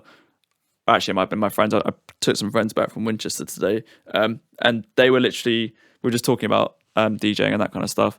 And I was like, it's funny. And I referenced the few parties I've been to with you. Obviously, you do it super regularly. I've been to a few, and I was like, it always plays out, especially with that younger crowd. You have to get the girls involved. The girls are like the key thing. Like, once you get them dancing, them having fun, they're having a good time, all of a sudden the guys who are trying to look cool and trying to be like fucking masculine and be like, oh, this fucking, you know, whatever, this guy's shit, like, that all disappears, because they're like, oh god, the fit girls are now up and having a great time. I want a piece of that. And they get involved, and then you get them involved with a bit of crowd interaction and pointing at them and just like moshing. And I guess it's just interacting. I guess, you know what, like it does work both ways, because it is the girls often, like, but at some parties the guys are really judgy and they want you to play the songs that they want to hear, and the girls don't really like that kind of music, like, necessarily. Some girls do, some girls don't, but like, generally speaking, in my experience, it's usually like two different facets. Like, yeah, there's guys that are just there for the cheese at the end of the night, but there's guys there that are after the D&B. And then vice versa, but usually it's mostly like that kind of like house, D&B, techno, whereas the girls are mostly after some girls that can dance really well and shuffle and shit like that, but they want to listen to fucking Shakira, and then they want to listen to like modern, like Doja Cat, because them and their friends have made dances to it. They know that song. They've listened to it at school, and they've listened to it all through, like, while they're young, and they've done, you know, like, they've made memories, and they want to hear that shit. So I think the thing for me that makes it fun is, like, you can respond to each element. Like, I can literally jump on the mic and just vocalize that. I can turn it into a joke. Like, I can be like, yo, you know what, guys? I've been playing way too much of this fucking Doja Cat shit. Who's ready for a fucking party? And everyone's going to go, oh shit, it's about to kick off. And then the lights are going to kick down. Everything's going to go black out. We're going to start letting some pyrotechnics off. We're going to put some CO2 out, some big smoke emulation. And we're going to let some strobes go loose. And then we're going to play some hardcore fucking drum and bass. And just fucking let it go crazy. Because at that point, no one gives a shit what song you play. You've just fucking got everyone really riled up really fast. Yeah. And then you just have to respond, just fucking spin a track and then hit the next one. And it's like, what mechanically have I actually done? I haven't sat there with a guitar and gone, you know what, fuck it, let's smash a solo. And my 25 years of guitar expert level playing is going to kick in so I can shred a solo, because I know the key and I know the tempo and I can hold time. None of that shit. I've literally gone like this with one hand and then pressed the big flashing green button on the other side. Maybe scroll to like the D&B folder, pressed OK, and then... Yeah, I've literally clicked 3 buttons. In the guitar, you do those 3 buttons in 1 second. Like, you're like, it's like so funny. Like, people get really nervous about DJing. And I remember my dad actually gave me some amazing advice. He said to me, the first time I played Coco, I was like lingering before I left. I was just lingering around in my house. So I don't ever go in my house. And I was like, my mum was like, what are you doing? Haven't you got to leave? I was like, yeah. She was like, well, go on then, fuck off. and I was like, yeah. And she was like, what's wrong with you? And I was like, nothing. And she was like, are you nervous? I was like, I guess I'm a little bit nervous, yeah. And my dad was literally like, stop. Because my dad's a professional golfer, so like he's used to pressure. Yeah, you know, the pressure of hundreds of people watching while you hit shots, like that's fucking hardcore on TV. Yeah. So I was like, okay, go on then. I'll take this advice because I trust where he's going with this, and I'll listen. And he said, you have nothing to be nervous about if you've practiced. It's a very valid point. I took that for a sec. Like, if you know what you're doing, you have nothing to worry about because you've already done it. Like, okay, he was like, if you'd never done this before, 100% you should be shitting yourself. Never used a pair of CDJs, going on and playing like 2,000 people in like one of London's most esteemed thing as a headline. Yeah, fucking terrifying. But he's like, but you play all the time and the feedback's mad. So just go and do what you've done 100 times and just do it here. What's the fucking difference? And I was like, cool, I gotta go, bye. What a G. Yeah, but he was right, man. And now I think about that whenever I go to play and I get nervous. Usually I get nervous and it sticks when it's something like I've thrown a bunch of tracks in just before I've left. Last minute stuff, yeah. And I'm like, I don't even know whether those tracks, because I'm not buying those tracks. Yeah. Like, I don't know whether those tracks are going to be like, Sirius XM. Yeah, like the worst, mate. I don't know if they're going to do that. Parties and you'd get like Radio 1, dance anthems. You're like, no. I don't know whether they're going to do that. I haven't checked. Like, I've just heard something like that someone shared, and I've gone and grabbed it really quickly. I don't know whether I want. My general rule with buying music, it's funny because buying music's like dinosaur era now. You know what I mean? Like, it's so prehistoric. Like paying 79p and downloading a file now. You can literally get CDJs that play off Spotify now. I didn't even know that until the other day. You can get like controllers that just run it off streaming. I don't trust the Wi-Fi. No, neither. But like the point is, like, those kids are never gonna buy music. Yeah. Buying music's completely. It's like that dropped. Considering that buying music was the standard thing in the world for so many years, how quickly that dropped off versus how quickly it was popular is staggering. It literally blows my mind how quickly technology took and destroyed something. A whole industry, just destroyed an entire industry like that, but also made it better in a different way. Like, you know, it swings and roundabouts. But shit, man, like, dude, I fucking lost my train of thought, but I'm blowing my own mind, bro. I'm blowing my own mind just thinking about CDs and shit. I was going to say, it could be a good point to start wrapping it up. I mean, we're at the 2.5 hour mark. Yeah, you're going to have some fun cutting to do. We've gone through some pretty heavy shit. Did you have any other questions that you were like, oh, I did need to know that, and I'll keep it brief? I've got this whole list. We've basically touched upon a lot of it just naturally though, which is quite nice. Is there anything else on there that you're like, yeah, and I'll just do it quickly? Yeah, sure. Let's have a look. The only one that's, because we've literally touched upon pretty much all of this, including like trends and all that kind of shit. I guess the last thing I would finish on would be where do you think your drive comes from? I know that sounds like a bit of a broad one, but I asked this to Aaron last week as well, because he's another person where I've done studio sessions with them, and I've kind of tapped out long before they have. Like, I'm mentally checked out by like the 2-3 hour mark, and he still has like another 5, 6, 7 hours in the tank, and you're the same. And where do you think that comes from? Do you think that's a conscious intent? Do you think that's just who you are? Like, is it something you're born with? Is it something you develop through other practices? It's not. Well, I've been quite driven. I was never driven at school because I think I'm driven with stuff I want to achieve. When I want to achieve something, I will achieve it. I've always said that. I will get it. I have confidence that if I start something, I will fucking get it. That's number one. I think you need that in your mind. You can't go into something with skepticism. If something's not cooking, if something's not working, just fucking start again. Leave it. Leave it for a day. You might come back to it and hear something else. I don't know.